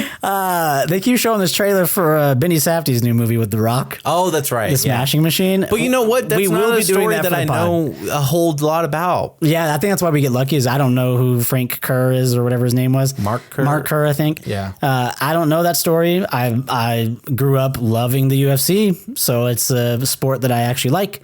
And it's Benny Safdie, who I love, both as an actor and a director. And a writer as well. And so it's like, man, this looks good. Basically, I can't believe I'm saying all of our favorite directors have movies coming out this year. It's I know. Kind of crazy because it is. We have Darren Aronofsky, Edgar Wright has a movie coming out. We already got to see one from Ari Aster. Yep. It's going to be a good year, man. I think my homegirl, I still can't pronounce her name because I can't speak French, but the director of Raw and Titan, I think she has a movie coming out pretty soon too. I'm just like, dude. Winnell had a movie this year. Yorgos has a movie coming out this year. Does he? Yeah. Jesus Christ. I mean, it's going to be a good year. Wild. Anyways, okay. Yeah. We're just missing you, Denis Villeneuve. I think that if you were to take away this cult stuff and you just kind of implied that maybe his mom didn't have a mental break, but she had a very serious, mental illness that led to her having an insane level of codependency, kind of thing. And then that's what he was experiencing and left it at that.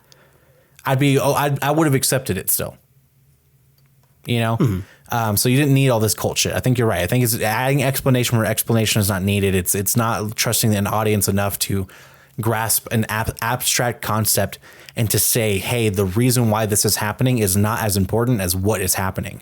And saying, hey, the fusion of them together is just a metaphor, and it's just a visual metaphor for this unhealthy relationship that these people have.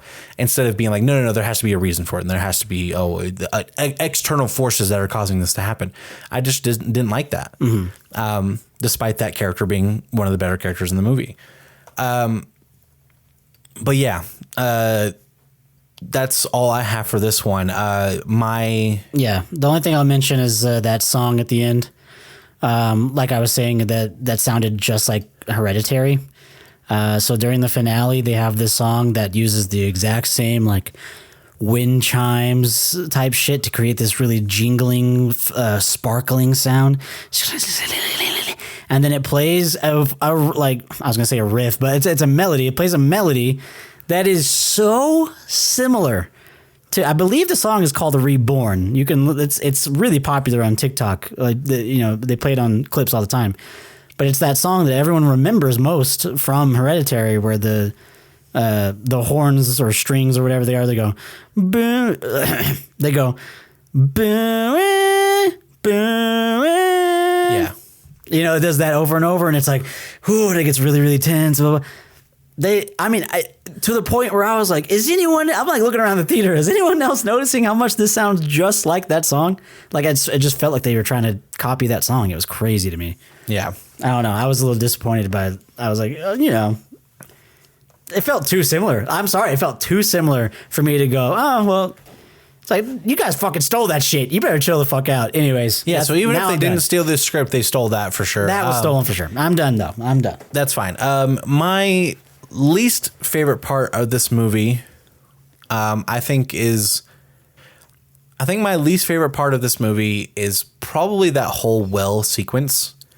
Just because of how much of it just doesn't make any sense. I mean, there's a lot of shit that doesn't make any sense in this movie, but it's like, A, they could have gotten out of the well whenever they wanted. B, you would never be comfortable enough to sleep in there. C, why does the monster that lives in that well that's trapped in there not ever make a single sound? D, why would you drink from that well? That makes absolutely zero sense. I would rather just be thirsty for 24 hours and then. So it's way too much. Like, there's one thing of suspending disbelief, but when you make me suspend disbelief about 50 fucking things in one scene, I'm like, get rid of this scene, rework the entire scene. There's way too much leeway I have to give to this scene for it to exist in this movie. So it needs to be reworked entirely or removed. Yeah. But it was just way too much. And also, that's the same scene where he's like explaining to his girlfriend of 10 years something about his trauma that she's never heard before. Like, it just... get rid of it, rework it entirely or something. But what happened made no fucking sense. Way too much suspensive disbelief. My favorite part of this movie, I'm not going to say Allison Brie's tits. I'm not going to say that. You're not going to say that. I'm a married man. That's right. My favorite part of this movie was not her beautiful, perfect titties. Right. I didn't say that. You're not going to say that. Then it's not my favorite part. Okay.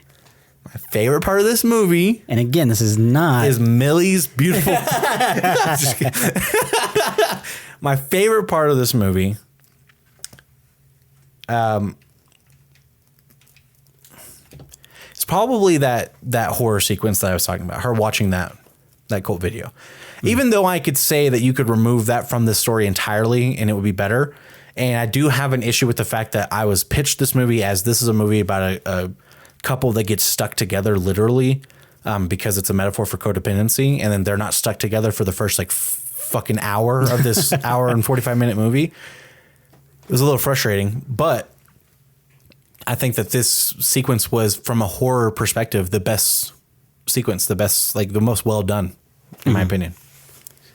Yeah, my least favorite part of the movie is probably the final scene. I agree with Dave that the movie just should have ended with showing them fusing together. And it wasn't the best visual. It was probably the most digitally enhanced of all the effects in the movie.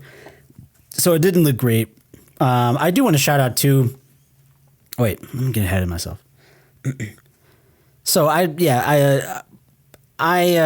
just did not like this. You should have ended there. It would have been such a tighter movie. But this last scene just plays for something that I don't know what it's playing for. I don't know if it's playing for laughs or for bewilderment. I don't know. Are there people who needed that closure? Yeah, like, what do they look like? Like, I didn't care at all. Me either. Not a fan of that at all. That should have been cut. My favorite part of the movie, I've already talked about it, was the scene of Allison Brie on the other side of the door. Let me take that again. I want to do my bit.